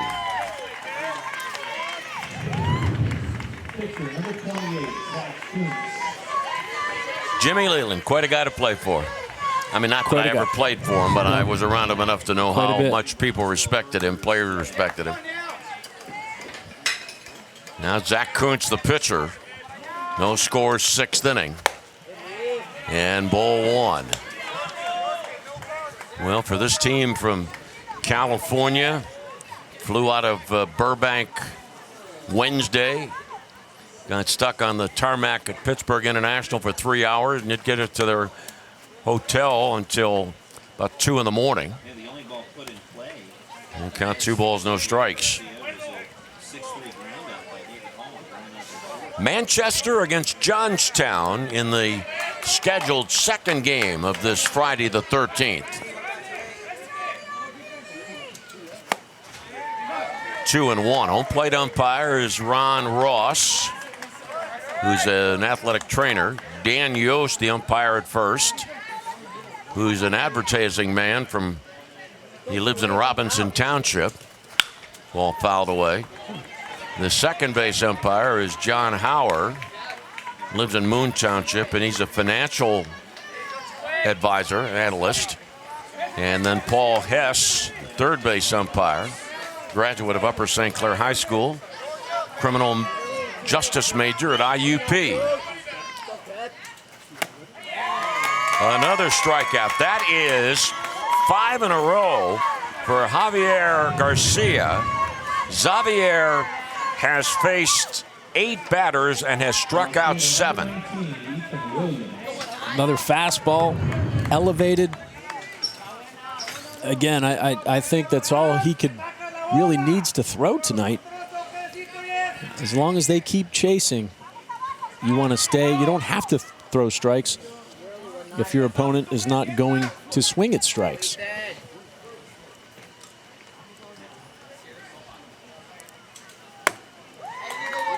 Ethan Williams, second at bat. As a pinch hitter in the 3rd, he struck out. Ethan, who's going to be an 8th grader at Redwood Middle School in the fall.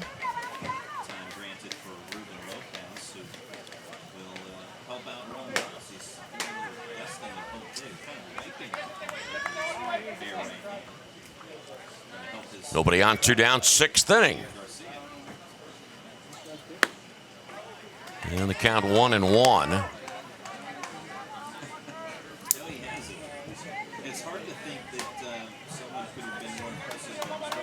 These teams would come back on Sunday.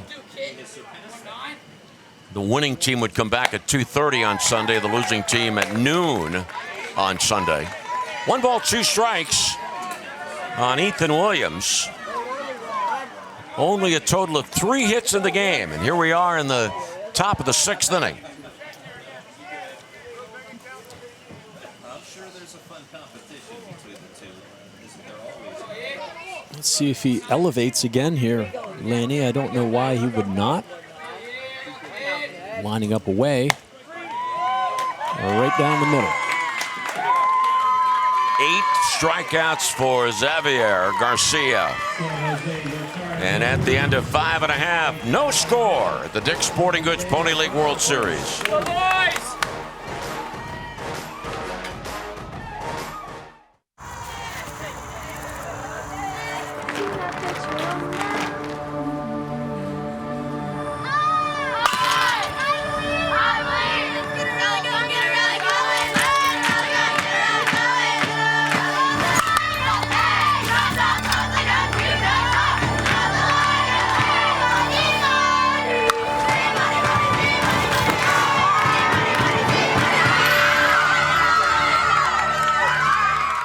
I'm George, a Washington financial bank advisor.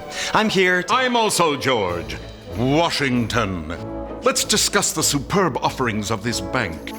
Put your photo on this money card. Get a personalized debit card. What is a photo? Let us help you navigate your finances. Like I navigated the Delaware. Member FDIC and equal housing lender.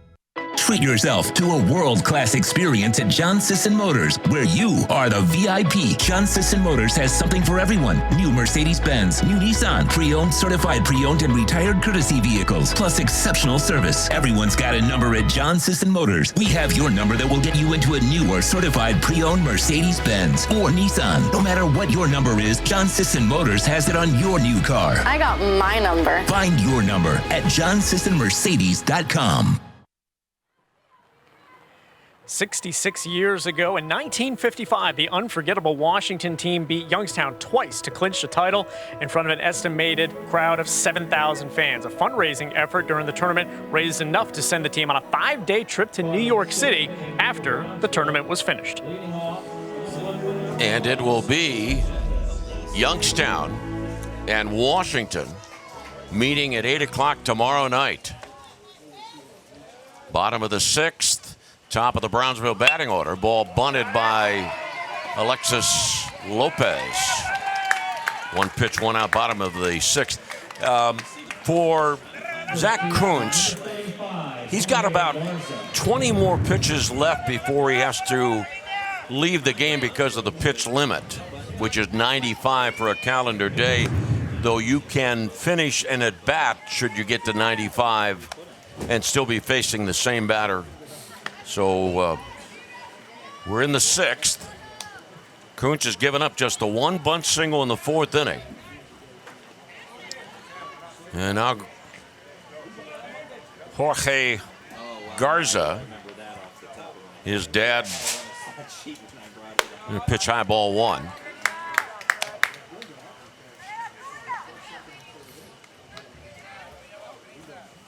Garza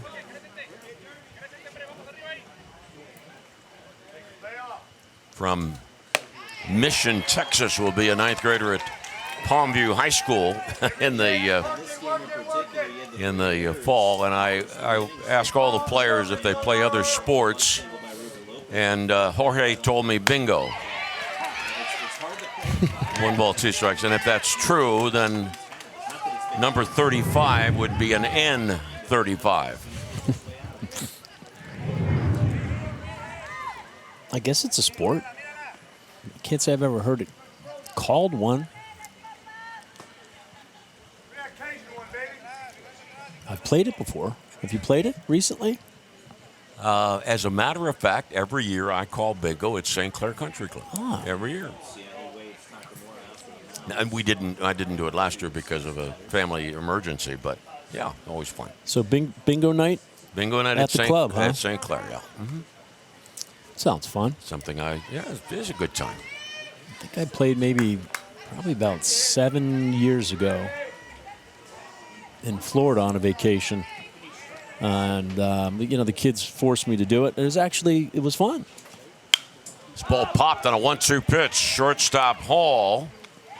And there are 2 out. There has not been much offense at all in this game, which is a tribute to Zach Kuntz from San Jose and the Garcia identical twins from Brownsville. 2 outs. Here's Ruben Lopez, who has the lone Brownsville hit of the game. It was a bunt single in the 4th inning.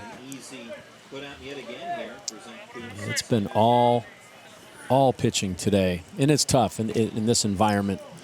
Rain, delays, stoppages. Shallow left center. Whoa. And Chen makes a bit of an adventure out of that fly ball. And now 9 in a row retired by Kuntz. No score after 6. What a start to the Pony League World Series, brought to you by Dick's Sporting Goods. Your mom's been posting a lot since she got that phone from Cricket. Every day. Here's a comment. We stan. Oh, Mom, you have a cool mom. Everything you want, including the price. At Pathways of Southwestern Pennsylvania, we believe that every life has potential, and we're dedicated to fulfilling it. Our programs give every child the opportunity to overcome obstacles, achieve milestones, and reach their fullest early learning potential. From cutting-edge development therapies and daily medical supervision to quality early education for children of all abilities, we cater to each family's specific needs. Pathways of Southwestern Pennsylvania, your path to lifelong fulfillment. Your mom's been posting a lot since she got that phone from Cricket. Every day. Here's a comment. We stan. Oh, Mom, you have a cool mom. Everything you want, including the price.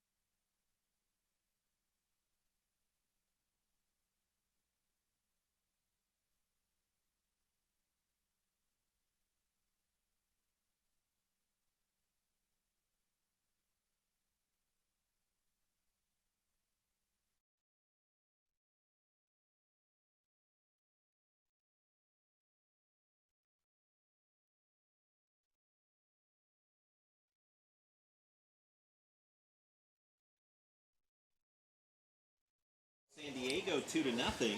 Well, 0-0. Kuntz, the pitcher who has blanked Brownsville, and then on the other side of the coin, it started with Javier Garcia. He turned the ball game in the fourth, owning over to his right-handed brother Xavier. And Xavier, through 3 innings, has retired all 9 and struck out 8 of the 9. Just rearing back, smooth and easy delivery, right over top.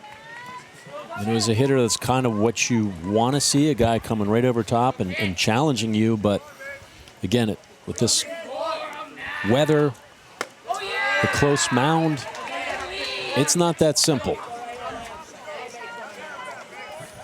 I don't know the actual speed, the velocity that's coming in right now off of the right arm of Garcia, but you know, to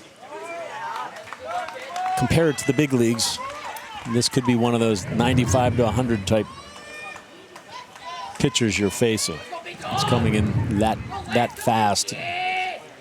Limited time to react. 1 ball, 2 strikes. Takamura. He has played a solid game behind the plate, though he's 0 for 2.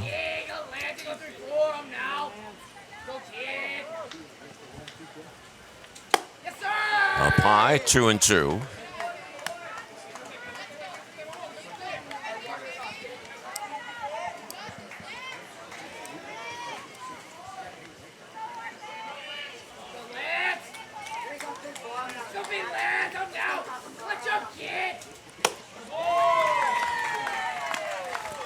Strikeout number 9 recorded for Xavier. 16 strikeouts for the 2 Brownsville pitchers. Missed the target by about a foot. It's right at really the mask of the umpire, and still chasing. You're gonna have to find a way to try to get this ball down in the zone and put a little bit of pressure on this Brownsville defense.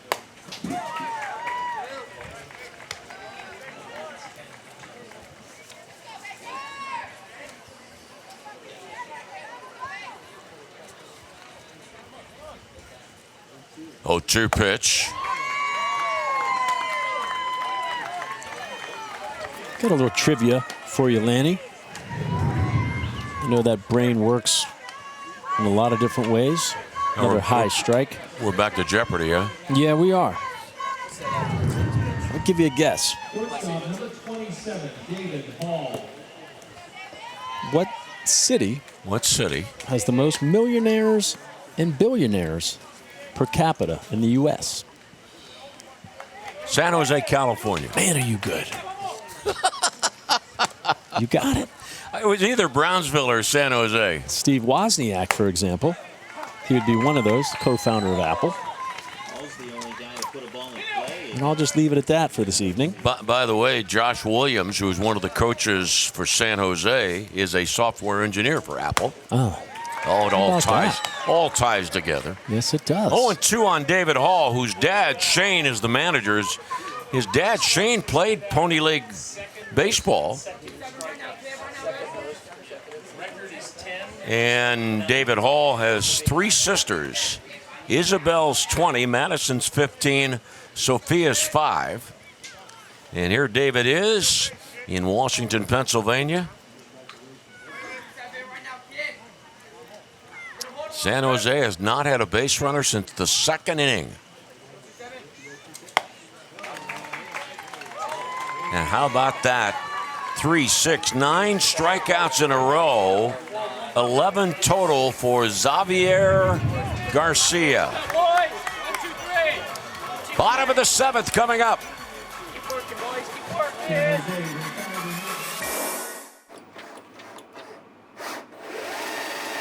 Cancer is personal. That's why we go molecular. By uncovering the changes in a patient's DNA, AHN doctors can find the cause of cancer and make a plan for how best to fight it. This type of analysis can only happen at a state-of-the-art genomic center. And you can find just that at AHN. Building a stronger community starts with helping you and your family achieve your financial goals, whatever they are. Community Bank is here to help with your loan needs and offers a full line of banking products and services. Community Bank, moving you forward by building a stronger community. Always Safe is now hiring for flagging and traffic control. Join our women-owned company today, hiring for multiple locations with aggressive pay, powerful bonuses, and full benefits. Apply online today at awsafe.net. Community Bank helped us in every way there was when we built this new restaurant. This past year has been really hard on the restaurant industry, and we would not be where we are without the support of Community Bank. Community Bank, moving my business forward by building a stronger community.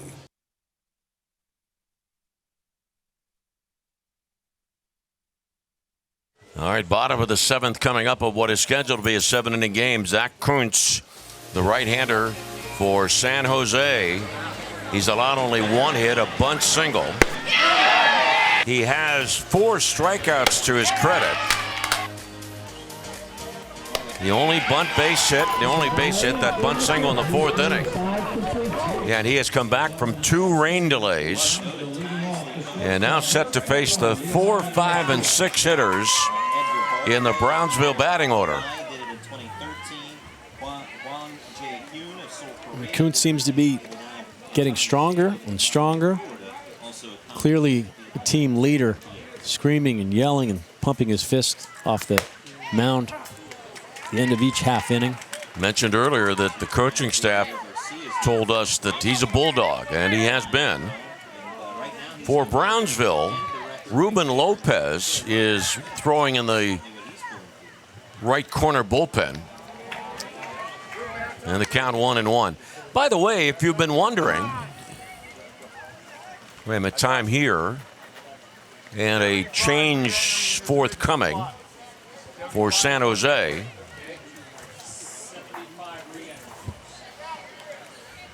And a re-enter for Sam Ram. Re-entering the game, cool spot in the lineup and playing right field, number 75, Sam Ram. So Ram's back in.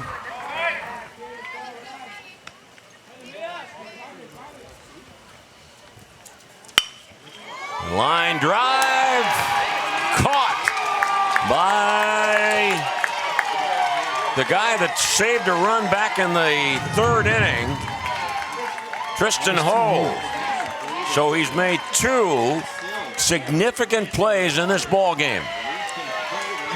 Good solid play. Time to jump up. And that's the important thing there was, he didn't have to completely outstretched, but you see defenders in that scenario that jump a little too soon, might catch the top of their glove, get a little too excited. Timing was impeccable. He made it look easy, and that's what you want to do as an infielder. Make the routine play easy, make the hard play look easy. That's a sign of a good infielder. 0-1 pitch. 0-2 on Emilio Herrera,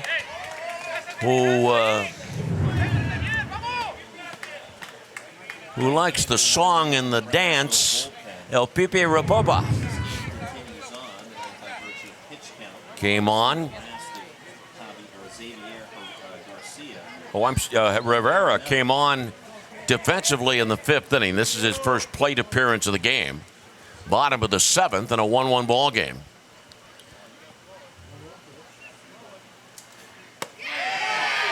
Strike 3, 2 outs.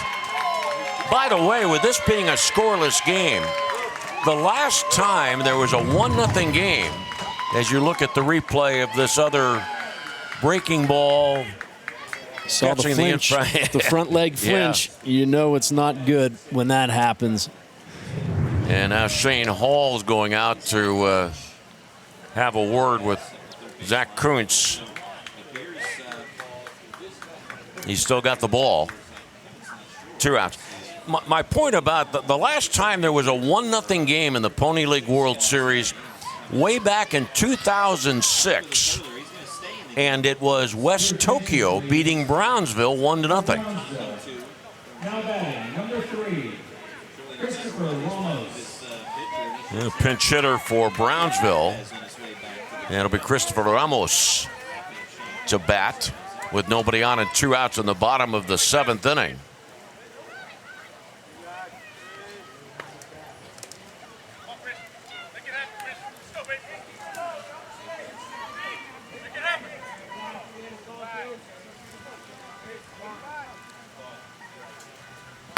...2006, last time there was a 1-0 game at Pony. We had a couple of rain delays. Second scheduled game tonight, Johnstown and Manchester.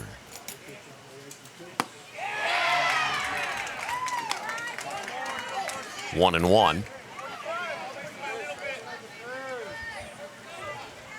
Big cut by Ramos trying to break this thing open.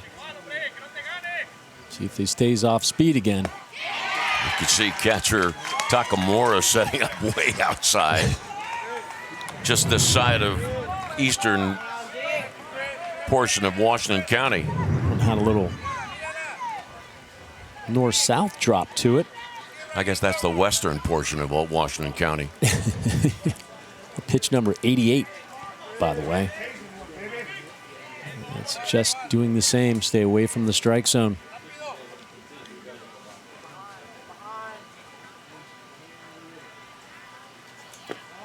Two and two. It's a great deal of fun watching Zach Kuntz with his different hesitations and deliveries and rockin' pneumonia and a boogie-woogie flu. He's got it all. But I tell you, he makes it look easy. It's not that easy to stay on your back leg. You do pitching drills to try to keep your balance back there. Do like toe touches up, down, up, down. Now he's able to do it and get creative with it. I think that's ball 3. Yeah, it's 3 and 2. That's ball 3. Count was 2 and 2 when he checked his swing.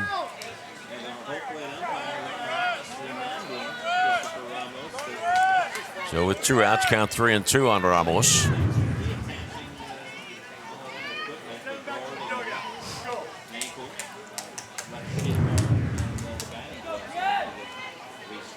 Nobody on, 2 down, 7th inning. Only 3 hits in the game. 2 for San Jose, 1 for Brownsville. The lone Brownsville hit was a bunt single.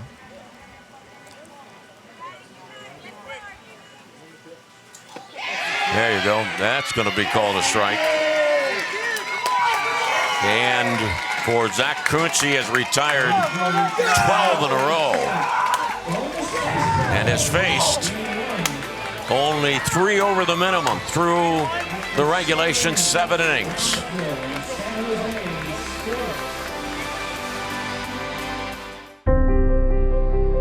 There's a place far from the city, yet just down the road, where likes and shares mean more. It's in every bite, each performance, and every night, where the miles we ride together become the memories we share forever. We dream because they fought for it. We give because they worked for it. The American spirit lives here. I can feel it.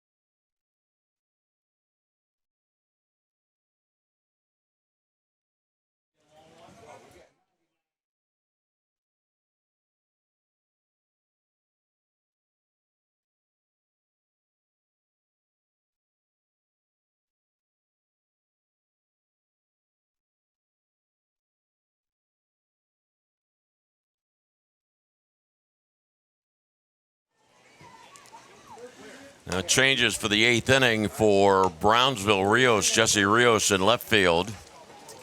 The new catcher is the gentleman that just pinched hit, Christopher Ramos. He's behind the plate. And Ruben Lopez, who had been catching, he is now pitching.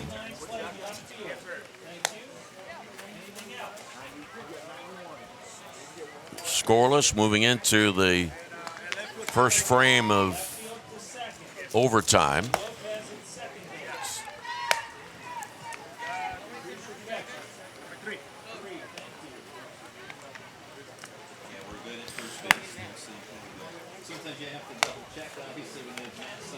It's nice to see players moving around, playing different positions, learning different positions.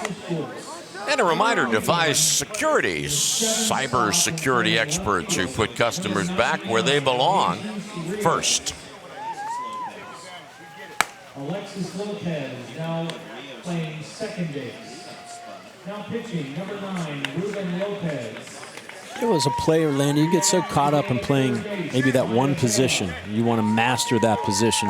You want to learn everything about it and be the best you can at that one position. But sometimes, I'm not going to say everybody, but you might lose sight of what's going on around you, learning other positions.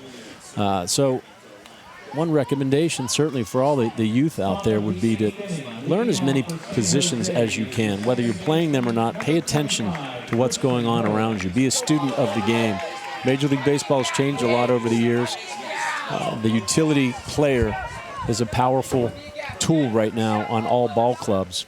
So the more positions you can play, you never know when your number will be called. You know, the better off you are, and I think the better opportunity you have to advance and play at, you know, various levels.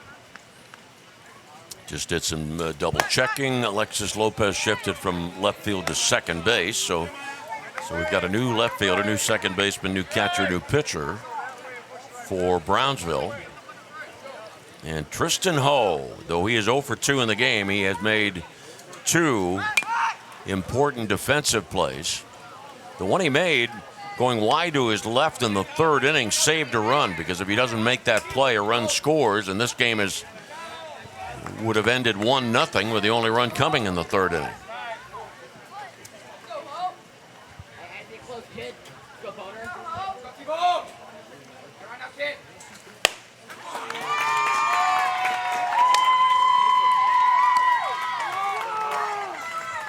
One, 2, 3, 4, 5, 6, 7, 8, 9, 10, 11. That is the 19th strikeout recorded by Brownsville pitching in this game. Good live fastball.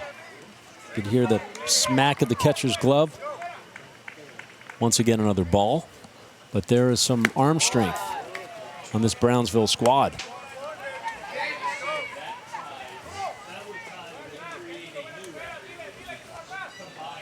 Griffin, an 8th grader at John Muir Middle School in the fall. And the count 1-1. His dad, first base coach, software technician. Here is Brian. Brian's wife is Marissa.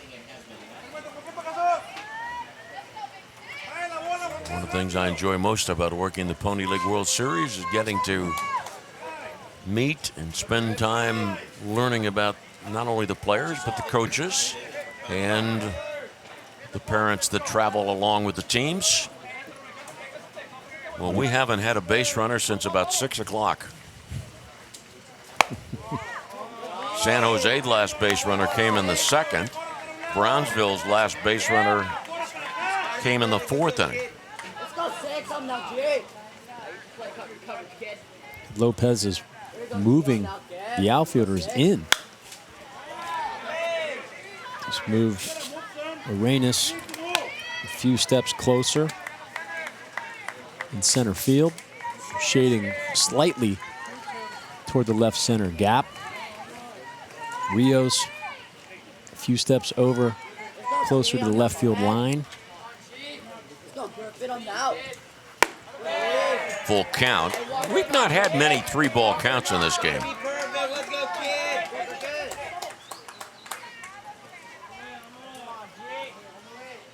It usually ends in a strikeout. Staying alive, Griffin Bacon.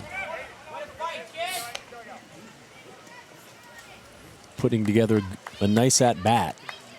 SanJose needs more of this. It'll work these pitchers, tire them out, frustrate them. Doesn't have to be pretty. Smack it the other way. He's just done that 3 times. This is a very productive at-bat, regardless of the result.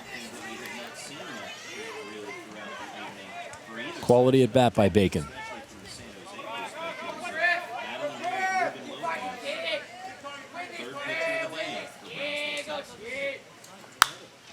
Oh, indeed, Griffin Bacon. Solid at bat. Not sure if there are vehicles up there. I don't think so. I think you're up on the hill in left field. By the way, I love seeing hills beyond the fences. That one could be off of my vehicle, so that one has me a little bit concerned. You like the hills because it provides that natural amphitheater, right? Absolutely. It's just fun. I love watching the kids and even adults running around, diving after foul balls. I mean, I came in here and I strategically parked my car. I'm not going to lie to you about that. Oh, boy. Griffin Bacon refuses to go away quietly.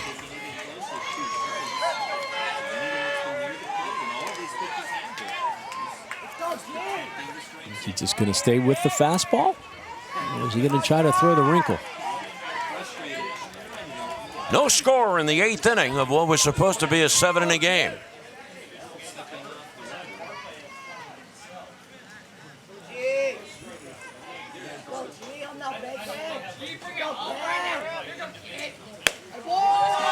Ball 4. Boy, that really was a significant at bat for Bacon. Gets on with 1 out. Only the 5th time that SanJose has had a base runner. SanJose did leave the bases loaded in the 2nd. Now the top of the menu for Aiden Chen.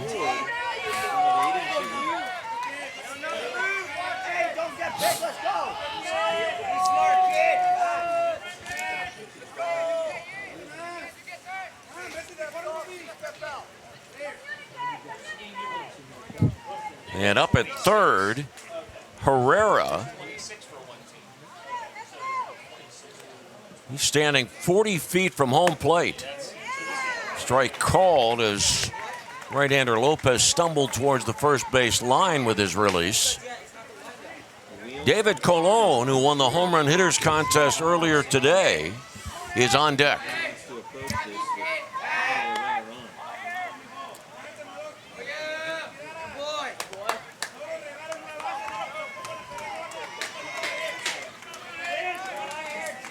Yeah, there's an opportunity over there.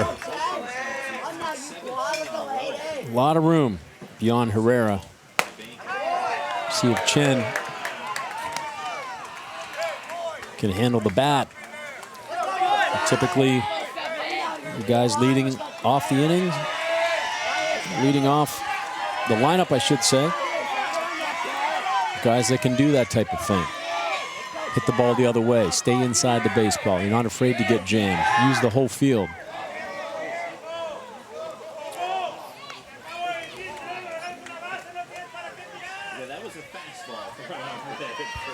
One ball, one strike, one out.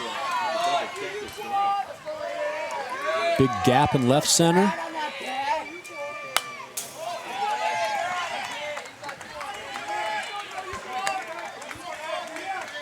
Looked like Chen tried to stay inside that and indeed drill one down toward the third base line.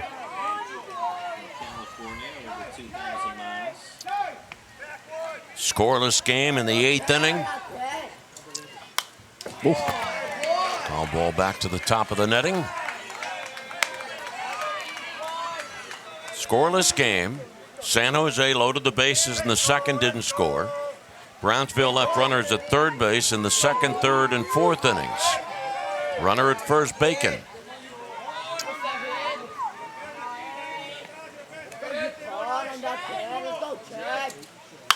Fouled away.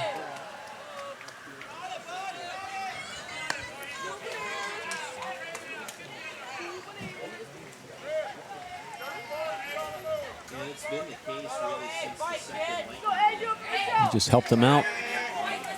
1-2, it really should be 3-1.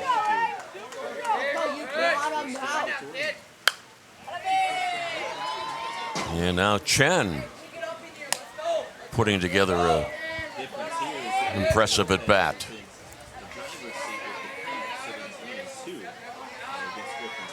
With the 2 strikes, by the way, quite obviously Herrera's backed off.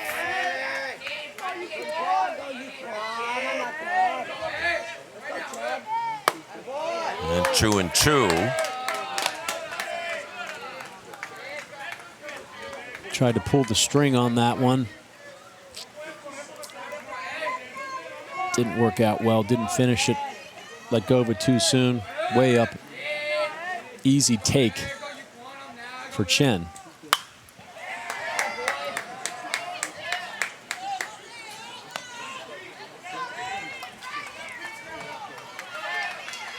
Javier Garcia started for Brownsville. 3 innings, struck out 7. His identical twin brother Xavier went 4 scoreless innings, struck out 11. Now it is Lopez. Ruben Lopez. 2 balls, 2 strikes on Aiden Chen.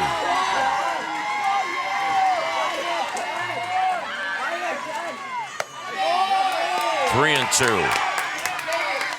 All right, now for all you would-be managers, do you run Bacon 3 and 2 with 1 out? I say yes. Try to make something happen. I thought they might consider cutting him loose a pitch or 2 earlier. I agree with Kevin. I'd run him too. Not going. Line drive, foul ball over the head of the squatting manager Shane Hall.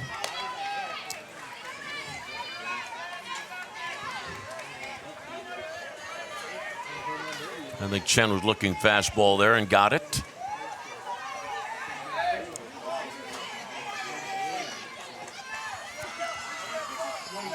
It just still, they continually chase that high fastball. And Chen doing a pretty good job of fighting it off, as was Bacon. But it's a whole lot easier to lay off it and take your base.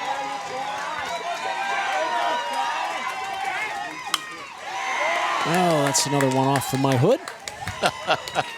Well, I tell you, these last two batters, Bacon and Chen, have faced a decent number of pitches. Scoreless game in the 8th inning. We've had 2 rain delays. Opening game of the 2021 Dick's Sporting Goods Pony League World Series.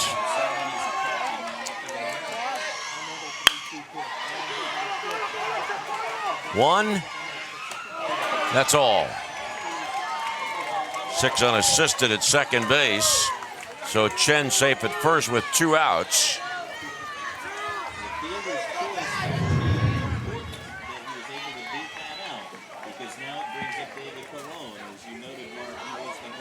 David Colon having a word with manager Shane Hall before the at-bat, and time called as Coach Juan C. Garcia is going to the mound. By the way, Juan C. Garcia owns a baseball academy. He's also a contractor. And out to have a major conclave with 2 outs in the 8th inning in a scoreless ball game. Second game scheduled to feature Johnstown, Pennsylvania, and Manchester, New Hampshire. Well, I think one of the main reasons they were reluctant to get aggressive on the bases there with Mr. Bacon is because of this young man walking into the batter's box right now. Big slugger Colon.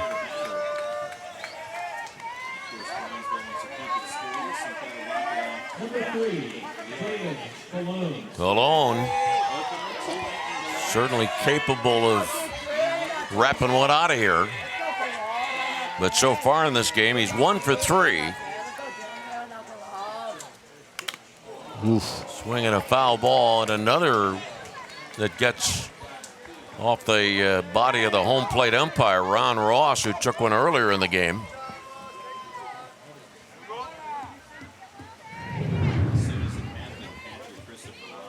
And because of the symbiotic relationship between home plate umpires and catchers, catcher Ramos goes to the mound to give the home plate umpire a minute.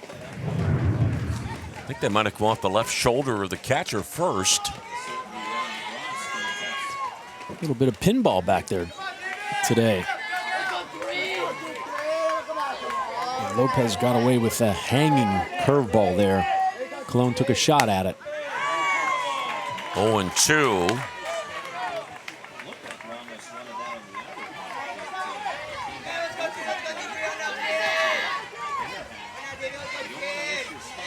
Chen at first, 2 outs.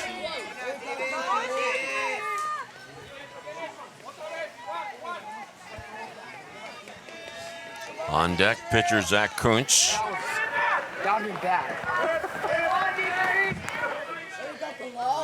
Runner going, swinging a foul back. That makes sense there. If he gets thrown out, the hitter gets a fresh start in the 9th inning. And if he doesn't get thrown out, he's in scoring position for David Colon. Though Colon behind at the count, no balls, 2 strikes. Also run there. We're thinking maybe a breaking ball would be forthcoming. 0-2. After that hanger, the first pitch, we'll see. Well, he threw it again. Popped Not up. a good angle. Drops in. First and second. Boy, unfortunate that Chen wasn't running there. Otherwise, he ends up at third base with 2 outs. Well, a jam shot by Colon. Well placed. Right between. Garza spinning around. Didn't take the best. And with that, you got to do your best to drop step and go directly to where you think that ball is going to drop. Not all that easy. But he took a little bit of a circus route, if you call it. And it was just enough to throw him off. And that one step was enough to do it. And now Kuntz is 0 for 3. Zach Kuntz, who has pitched 7 shutout baseball, 7 shutout innings, and has allowed only a bunt single. Got a chance to put his team up here in the top of the 8th inning. Ball 1. David Colon gets his second hit of the game, only the third for San Jose.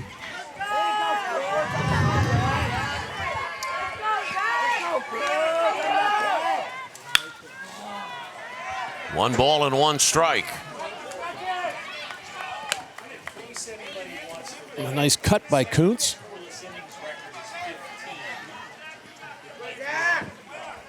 Had a good hack at it there. Has had a few today, but missed some good opportunities. Maybe swinging a tad too hard, a little too big. That's enough to just take you off the baseball. Now 2-1. We've seen Ramos camp outside and did so dramatically on that last pitch. Checks with the dugout for the signs. Going away again. Line to the first baseman. San Jose, no runs, one hit, two left on base. After 7.5 innings, Dick's Sporting Goods Pony League World Series, no score.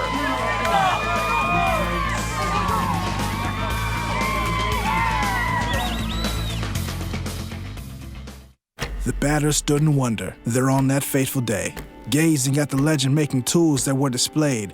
Practice swings, they're taking more than their fair share. Human skin bound to alloy, slicing through the air. They've had their ups and downs, their Ks and their home runs. Scars across the barrel tell tales of jobs well done. Now as he steps to the plate, there's a fire in his eyes. For with this mighty bat in hand, you can kiss this ball goodbye.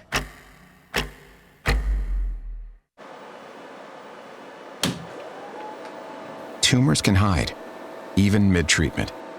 For AHN doctors, that's not a problem. With the Unity MRI Linac, we have a crystal clear look at the shape, size, and position of a tumor in real time, while pinpointing cancer-fighting radiation. There are only 8 health systems in the country using it. And the first one in Pennsylvania is AHN.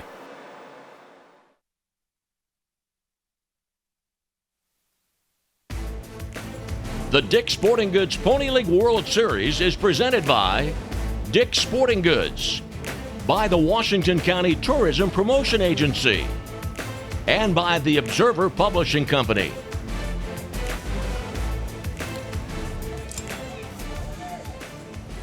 We have been told that Zach Kuntz has 91 pitches, so it is very possible that the batter he will face to start the 8th, the bottom of the 8th, will be his last of the night. No score. The only hit for Brownsville off Kuntz, the bunt single of Ruben Lopez in the 4th inning. Leading off for Brownsville, the left fielder, number 99, Jesus Rios. First at bat in this game. First at bat for Jesus Rios, who went into the ball game to play left field in the top of this 8th inning.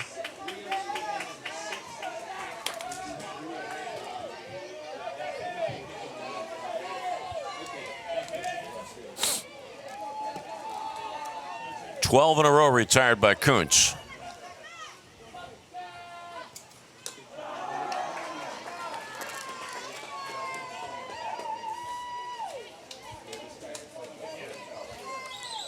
Ball one on Rios. Bottom third of the batting order. And 2-0.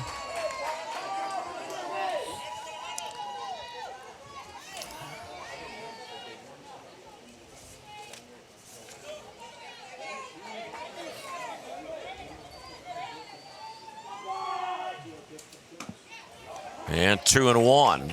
Kuntz allowing just the one hit. He has walked one. He has struck out 5. No, he has struck out 6. Last batter for my pitcher. Yes. Yes,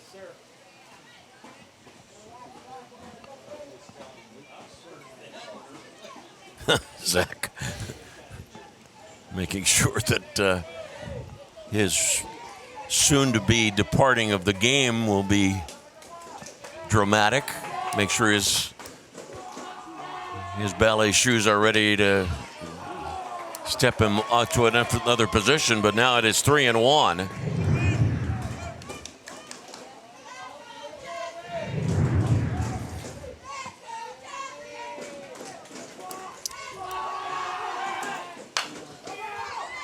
Third baseman Cologne's had trouble throwing all day, but no trouble there. And that, my friends, is the night. Exiting stage left in a moment, Zach Kuntz, who has done a remarkable job for San Jose, California. 7 1/3 scoreless innings, allowing just the one hit, and that was a bunt base hit. No score. Bottom of the 8th at the Dick's Sporting Goods Pony League World Series. I think he's... One more. One more. One more, please. One more, guys. One more. Set. Up. Hey, kid. Yeah, we'll take one more.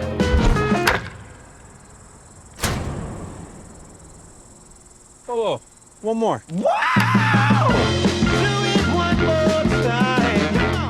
Do it one more time. Certainly has that appearance, though. Center stage, Aiden Chen. After the 7 1/3 for Zach Kuntz. And it looks like Zach's going to play second base.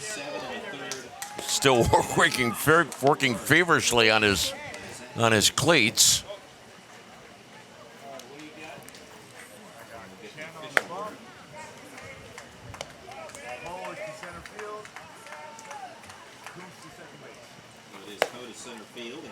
It is going to be, let's see, who takes Chen's spot in center field.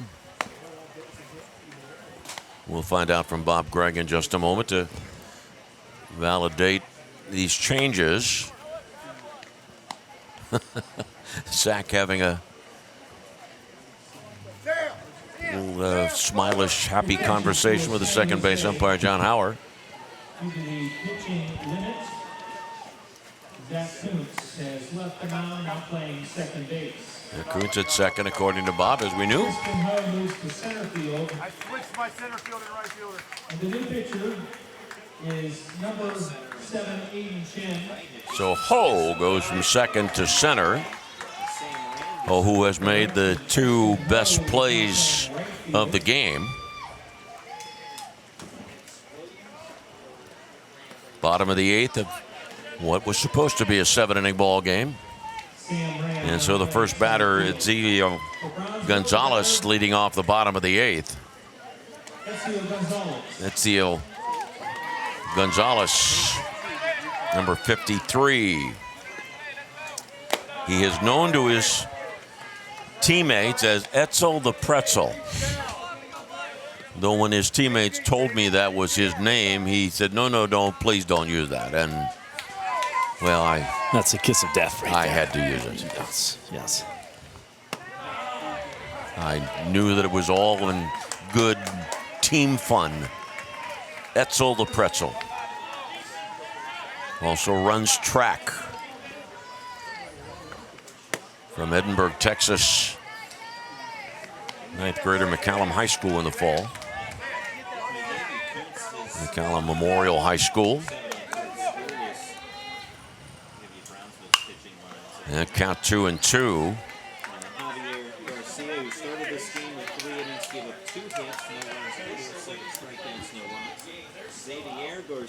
Two balls, 2 strikes, nobody on. 8th inning, 1 out.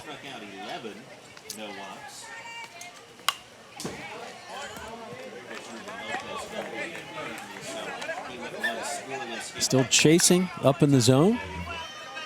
This is Brownsville's turn.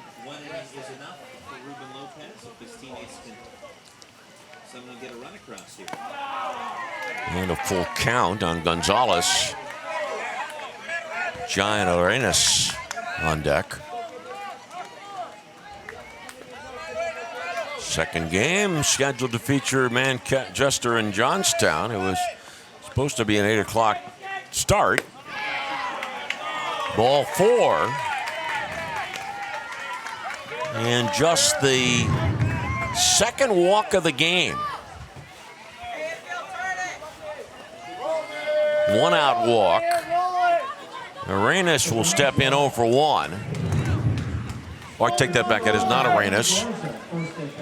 First at bat for Brownsville's Juan Garza Jr. Be an 8th grader at Folsom Middle School in the fall.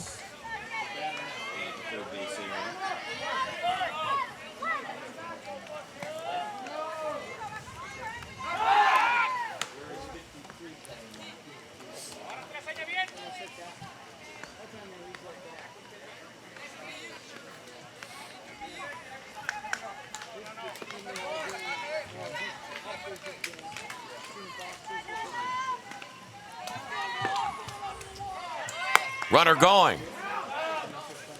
And thrown into center field. Backing up is Ho, and quickly getting back to second is Gonzalez.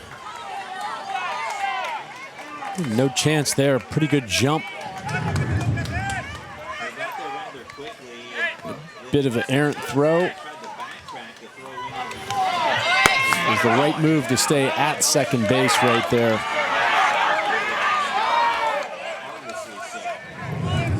See, the center fielder did his job there, coming in to kind of back that throw up in case of an overthrow or a short hop. Boy, Ho has played quite a defensive ball game. He's been doing a little bit of everything. The ball seems to find him. In a good way. Absolutely.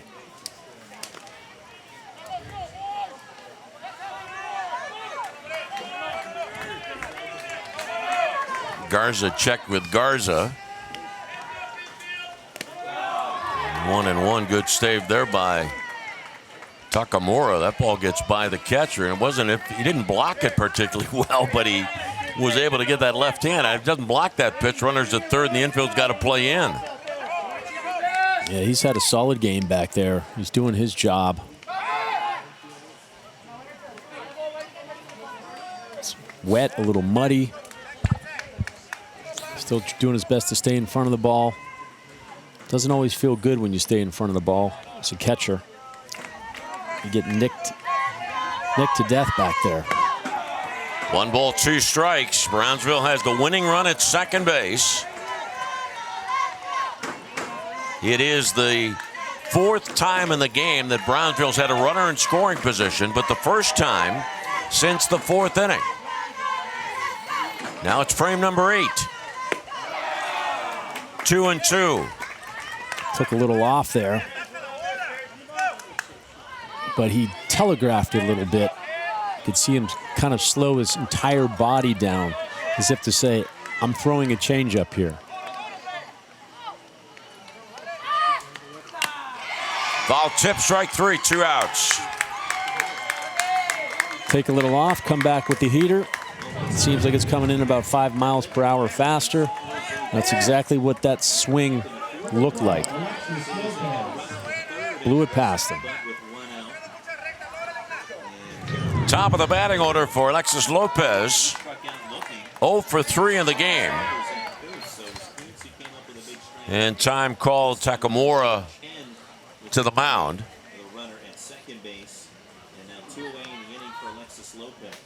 No score, 8th inning, opening night of the Dick's Sporting Goods Pony League World Series. Well, I tell you, both these teams, the players and coaches are going to sleep well tonight. That is for sure.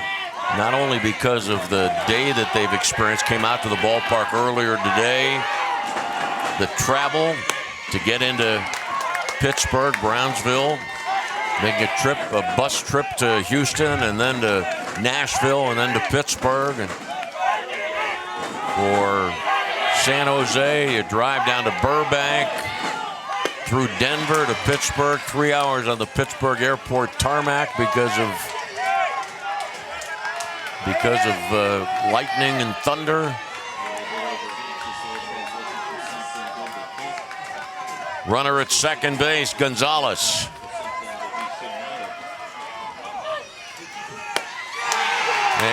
we're going to a ninth inning. In the eighth for Brownsville, no runs, no hits, a walk, one left on base. At the end of 8, Brownsville, Texas, nothing. San Jose, California, nothing.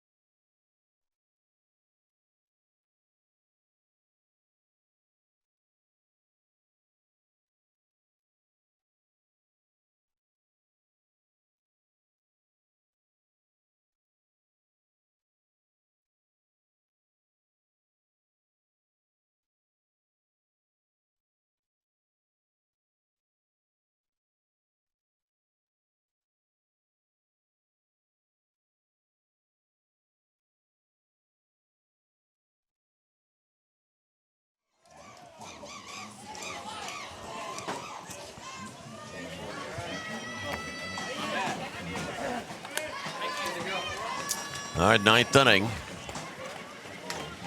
The rain has subsided. And Arenas checks back into the game to play center field. Ninth inning. And Sam Ram will lead off.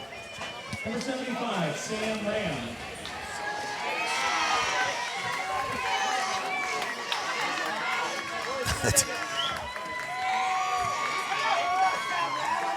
Ninth inning. An encore performance on the opening night.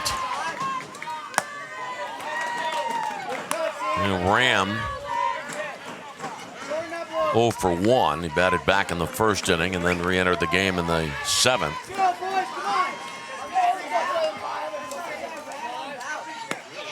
0-2. This San Jose team has only 11 players.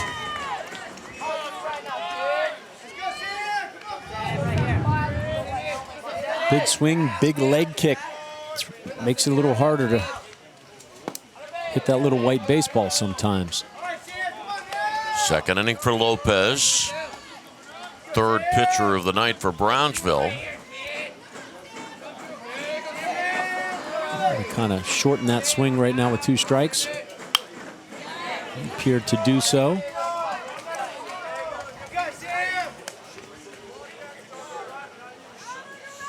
There's nothing wrong with choking up on that bat. There's no rule that says you have to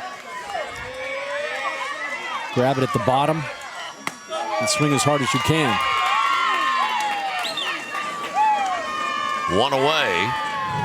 And the 20th strikeout of a San Jose batter in this game.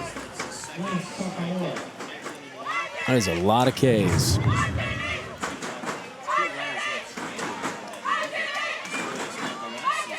I think that was part of one of those. Kerry Wood, Chicago. 19 or 20. Kerry Wood, 20 strikeout game? Yeah. Ball 1. I'm just quickly checking here. I mentioned that there are only 11 players on the San Jose roster. Each and every one of the 11 has been nicked in this game. That is, every one of the 11 has had at least one at bat where they came away carrying their bat back to the dugout. Gotcha.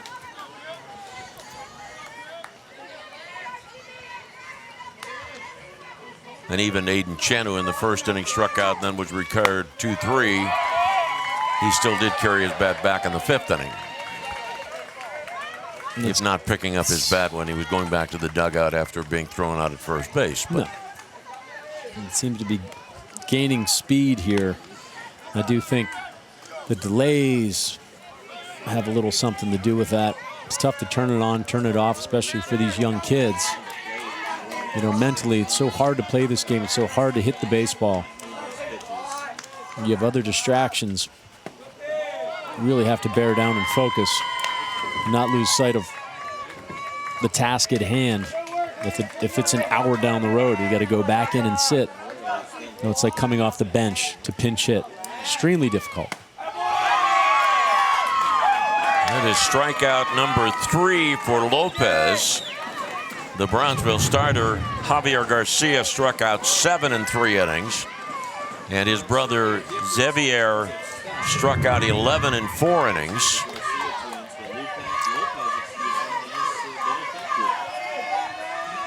Lopez seems to be gaining some confidence out there. Here's Dante Butler back in that 6th spot of the order. He doubled in the 2nd inning.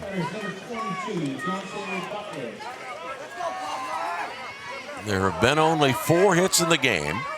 San Jose has 3. Brownsville has 1, and the Brownsville hit a bunt single. And Shane Hall to have her conference. Not only is Shane the manager of this San Jose team, he's also a construction inspector for public schools.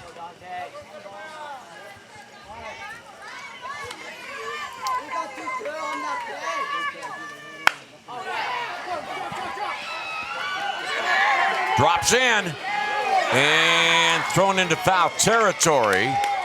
And that'll be a bunt, not a bunt, but an infield single for Butler. A 1-out or 2-out single. A cue ball off the end of the bat. It had spin toward right field. And that's one of those scenarios where you really have to know who's running, know who's in the batter's box. Butler not a speedy player. I think the opportunity there for Garcia, he decided that he might try to dive for it, catch it in the air. Probably would have been better suited to stay back, try to play the short hop, albeit a spinning short hop. The ball would be spinning towards second base. Smother that short hop. He's got plenty the arm strength to get Butler. I think that would have been the right play in that situation. Juan Garza, the coach, to head coach Ruben Lopez, going out once again to confer with the infield and with the pitcher.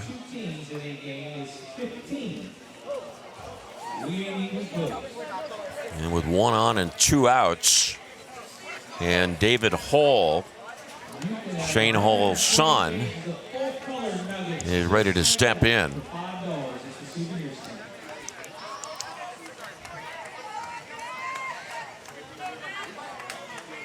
Scoreless game, top of the 9th inning.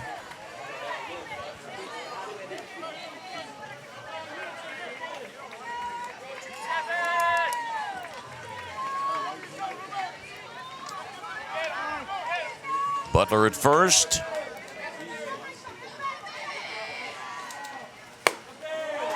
And high fastball.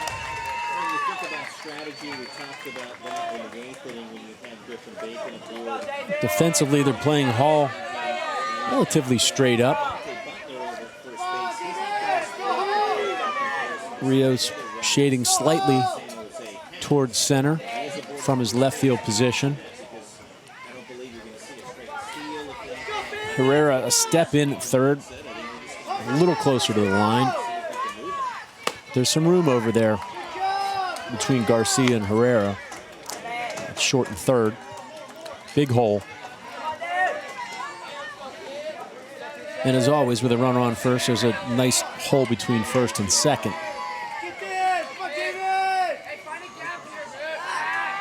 Butler being held on. No threat to steal a base, though. What Lopez needs to do here is focus on Mr. Hall and nothing more. Now 1 and 2 on David Hall.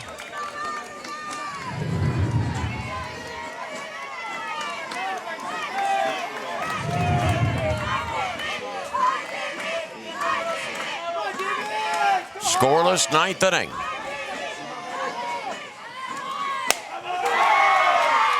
To the bottom of the ninth we go. 3 strikeouts recorded in the inning by Lopez. Scoreless game after 8.5 innings. High cheese.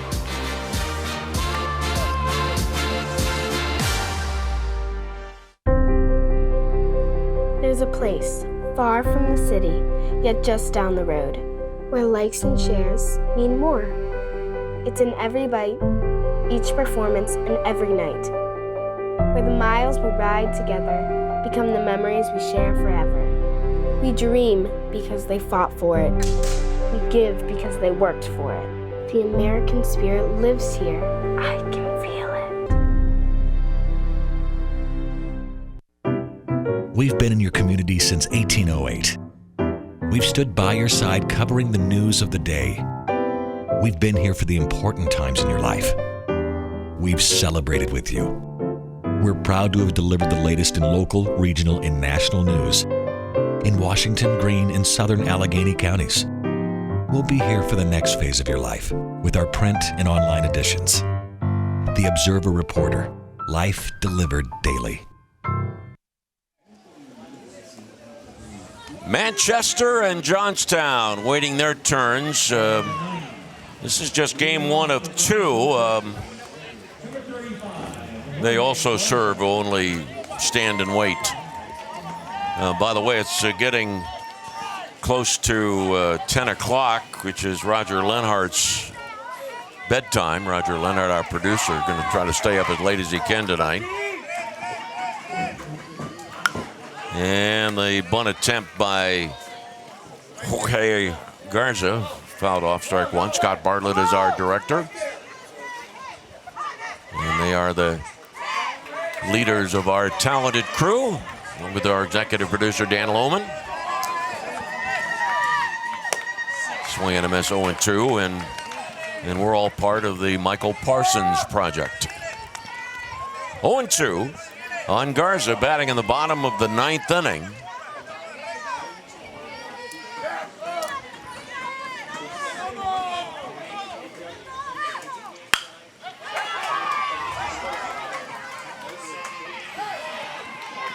And 1 away. Well, Kevin, you met my grandson earlier today. I did. And I hope he is doing handling that camera beautifully. Well, I think he may be a little wet out there in center field. You call earning your stripes, right? Paying your dues. That's right. Yeah. Ruben Lopez started the game as a catcher and has now pitched 2 scoreless innings. It's ball 1. Lopez has the only Brownsville hit, a bunt single leading off the 4th inning. And he was bunted to 3rd, and he was there with 1 out. But Zach Kuntz struck out Villa for the 2nd out of the inning, and then got Soto to fly out to end that inning. And the most important play of the game, in the 3rd, with Gonzalez at 3rd and 2 outs, Garza hit a ground ball to the right side. Second baseman Hull ranged far to his left and made the play and denied Brownsville that run in the 3rd. Hall. Once again, teams with Butler. 2 outs in the bottom of the 9th inning. Good footwork there by Hall. Was able to kind of get around the baseball, get that momentum. His lower half staying through it toward the target. Accurate throw. 2 good plays for him to solidify a quick 2 outs here in the top of the 9th. Bottom of the 9th, excuse me.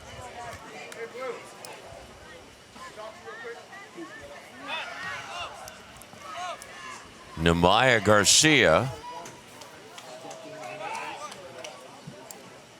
and Shane Hall, the manager of San Jose, out to have a quick word with home plate umpire Ron Ross. The same crew is scheduled to work the 2nd game. It will, the members of this crew will rotate clockwise to set themselves up for game 2, which means that Dan Yost, who is the first base umpire for this game, will call balls and strikes in game 2. I believe that is the way you're supposed to set your fan in the summer, clockwise, to keep. Set your fan? If you have a ceiling fan. Oh, really? You know how it's always a question, a conundrum. Which way does this go, left or right? In the summer, clockwise, keeps the cool air down. And then in the winter, you want it counterclockwise. Oh, it brings wow. the heat up, and it goes. I guess it up would just go right out the window at my house, but it's what they say to do. 0-2 on Garcia. Can't wait to see what the 10th inning discussion's going to be like. Yeah, you're right about that. And plus, think about it, folks. I mean, Kevin Ory and I are going to be together till Wednesday. Who knows what kind of gems that we'll come up with by then. Stay tuned. Just getting started. Trust me. Nobody on, 2 outs, 9th inning. You have any hotel connections around here? I think I have to book a room for my 2 kids that are here. Yes. Strike 3. A 1-2-3 Brownsville, bottom of the 9th. Okay. Still scoreless after all these innings. Paul Simon.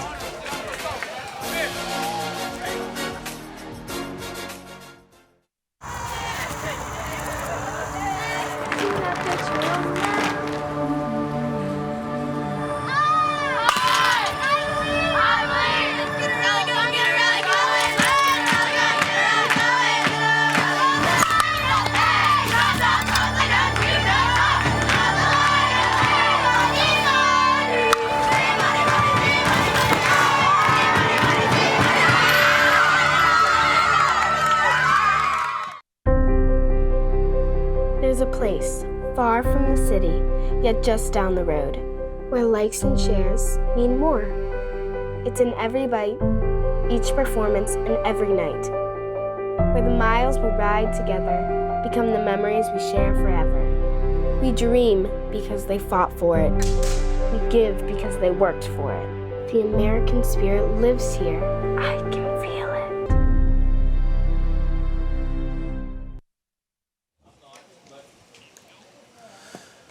Well, we have certainly a large number of items at the snack bar. But tonight we just can't find a run. But that's due in part to the law firm of Garcia, and Lopez. Javier started, went 3 scoreless innings and struck out 7. Then his right-handed identical twin came in. Xavier worked 4 scoreless innings, struck out 11. And the last 2 frames, it's been Lopez offering up scoreless innings totaling 4 strikeouts. So that's a total of 22 strikeouts recorded by Brownsville pitching. Incredible.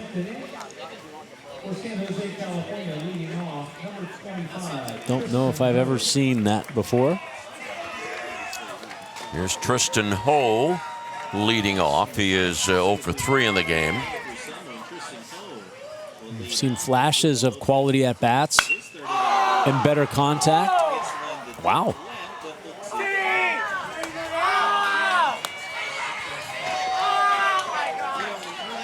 And this is a pretty big ballpark. As we talked about that high fence, it's going to take a legit poke to get one out of here. But it looked like Ho had enough there, albeit foul, to clear that 250 wall. Count now 0-2. Well, this extra inning game is going to have major repercussions for these 2 teams as they go forward with the pitch count restrictions and the days required to be off. And that is strikeout number 5 for Lopez. Brings up Griffin Bacon, who had an extended at bat in the 8th inning and walked. And he's back to his old ways with that slap of the ball off to the left side. Just needs to bring it down in the strike zone, and that could be just what he's looking for, to shoot one between the hole, short and third. Or up the middle for that matter. He's trying. Griffin Bacon.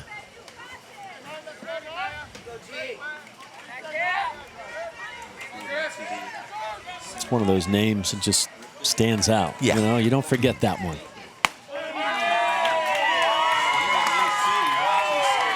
And back door was close.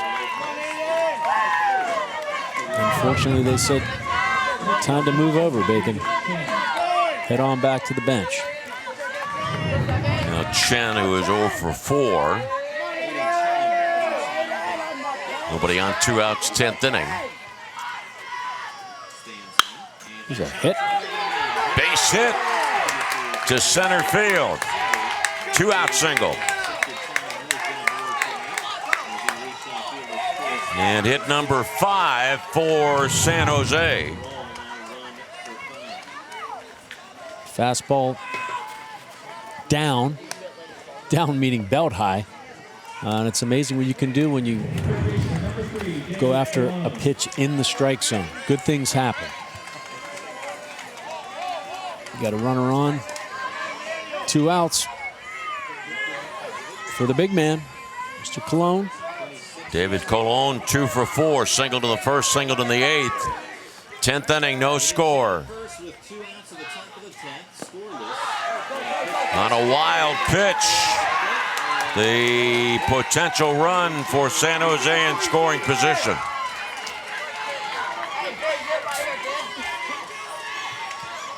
Okay, so the mindset for a hitter. He just tried to throw me a breaking ball and threw it in the dirt. Do you sit there as a young 13 or 14-year-old and think pitch or location or both? I think you have the advantage. You have to sit heater out over the plate where you like it. That pitch? That was a curveball. Take it. So now he's back 1-1. If it's not your pitch, take it. I mean, Lopez, like, been relying, like most of this Brownsville team, they haven't had to throw anything but heaters. They can beat you. And you saw catcher Ramos not only drop down 1 for the fastball and indicate inside, but then he stood up and got that fastball up and in 1-2. See what he does here. You know, he hung that curveball to him the very first pitch he faced. And you just stick with your best pitch, and that is the fastball. Chen at second, 2 outs. Scoreless, 10th inning. Don't need a home run in this scenario. You shorten it up, be very disciplined, preferably use the middle of the field. When you're letting the ball travel and staying inside it with your hands. There's that arm. Cannon. Garcia closes the deal. No runs, 1 hit, 1 left on. We'll go to the bottom of the 10th. Still no score.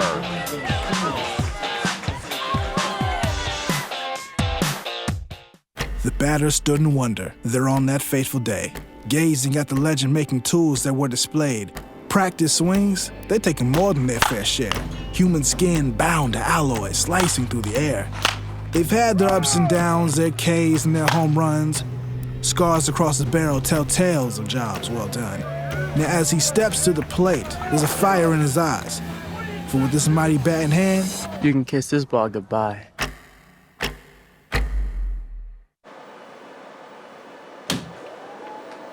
Tumors can hide, even mid-treatment. For AHN doctors, that's not a problem. With the Unity MRI Linac, we have a crystal clear look at the shape, size, and position of a tumor in real time, while pinpointing cancer-fighting radiation. There are only 8 health systems in the country using it. And the first one in Pennsylvania is AHN.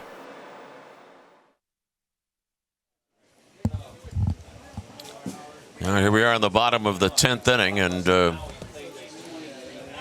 tremendous pitching tonight for both teams. But for Brownsville, Javier Garcia, 3 scoreless, 7 strikeouts. And he turned it over to his right-handed brother, 4 scoreless innings. Xavier, 11 strikeouts. And then Lopez working through 3 innings with 6 strikeouts. So that's the total we showed you there of 24.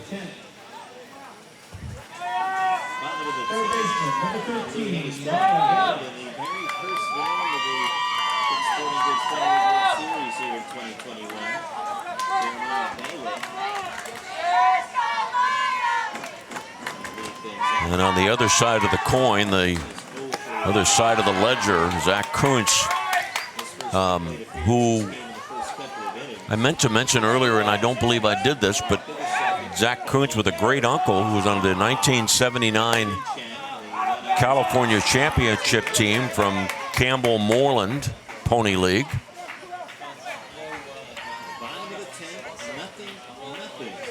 Craig Trinidad, Brad Sanoa on that team as well. Shout out to them, and a base hit to open up this bottom of the 10th inning. A little hanging breaking ball. Drilled to left.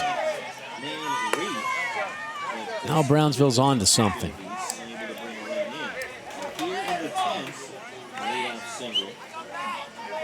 Well, this is an interesting note. They're talking about that 79 team. And I mentioned Brad a moment ago. Sanoa, he was on the mound of the championship game, struck out future major leaguer Greg Swindell. How about that? For the final out on August 30th, 1979. Thank you, Mike. So thanks to those folks for sending on that bit of information to us. I feel like one of the games we did with the Big 12 with West Virginia, I believe there was a Swindell, a son playing. I'll have to look into that. Correct. There was. I don't remember that. I believe there was. Correct, Laney. I think I'm right. We'll see. Anyway. 0-2 on Ramos with a man on, and no bunt situation here. There was not a bunt called with that leadoff single by Ruben Lopez, the manager. No score, bottom of the 10th inning. Hit well the opposite way. Whoa. Off the wall. Here comes the runner around third to throw to second. Second and third. Deal it to third on the double by Ramos. How about that? Brownsville with only 1 hit through 9 innings, and that was a bunt single. And here in the 10th, Brownsville comes up with a single and then a double. It's a slight breeze. You see the flags in right center. That ball just jumped. Great contact. The hardest ball hit all night. Ramos showing his strength. Reached out for it slightly, hit the top of the wall. Tournament officials have decided to postpone game 2 between Johnstown and Manchester. That game will be played tomorrow at 12 noon.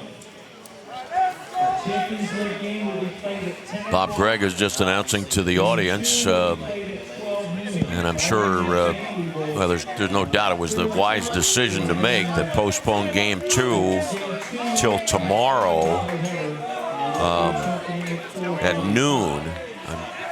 Again, I'm sure that the club from Johnstown, the guys from Johnstown, guys from Manchester, been standing around all day and waiting for their opportunity, but get their chance tomorrow. Or now back to the matter at hand, second and third. The infield's got to play in. And an intentional walk is ordered. Rios, Jesse Rios, intentionally walked to set up the force play at any base, and it's got to be at home plate. And it will bring up now for Brownsville Rudy Gomez.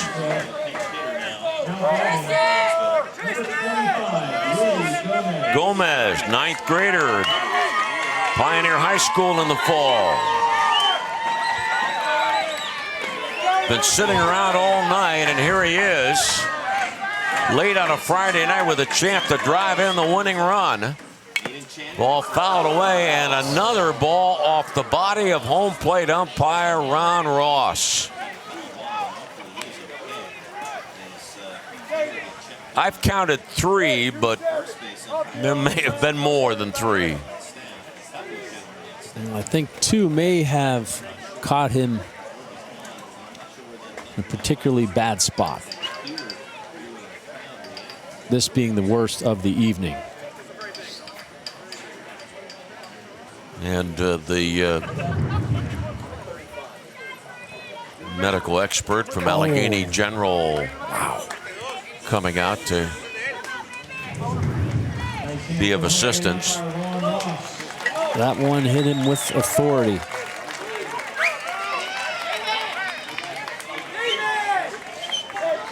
Tenth inning, no outs, bases loaded.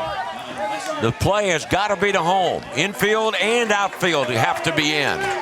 The outfielders have to come in to where they have a chance to throw out a runner to third, throw a runner from third on a fly ball. And the count 0-2 on Gomez. Single by Villa. Double by Ramos. Intentional walk ordered to Rios. 1-2.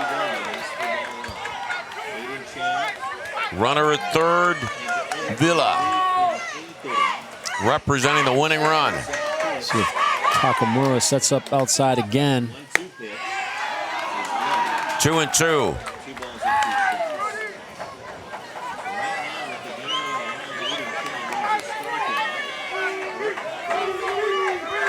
The more pitches he sees, the more comfortable you get coming off the bench. Oof.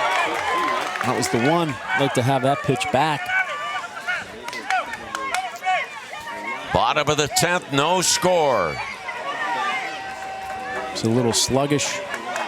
This is a scenario I mentioned. I'd like to see him choke up an inch or so. Get that barrel around. 1 out. And the 4th strikeout for Chen. And brings up Jai Arenas. Hey, middle back, corners up. Chen took some off of that pitch. Oh my gosh, they're playing back a double play depth? In the middle, they are playing double play depth. Boy. Swinging a foul back. Meaning that if that ball's hit to the shortstop, they're going to go second to first. If they don't get it, the game's over.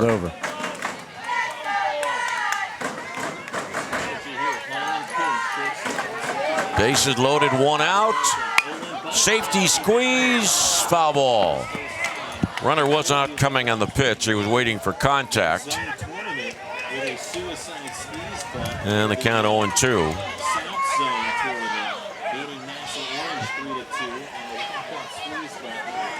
Trying to push that toward Butler. I said a little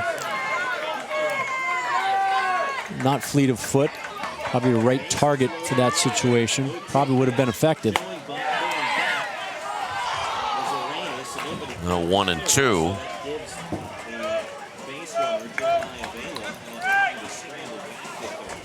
Bases loaded, 1 out, no score. Bottom of the 10th inning.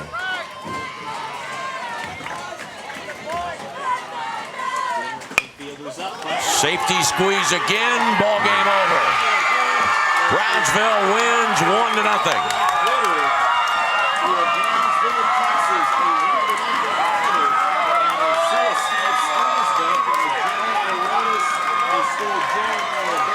Well, you hate to see either team lose in this situation after what they went through.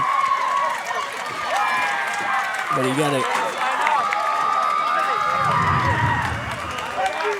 The Pony League World Series play of the game. opening night. The safety squeeze bunt. Arenas got it down. Villa scores. And Brownsville will play Sunday at 2:30 against either Johnstown or Manchester. And San Jose will play Sunday at noon against the loser of the Johnstown-Manchester game.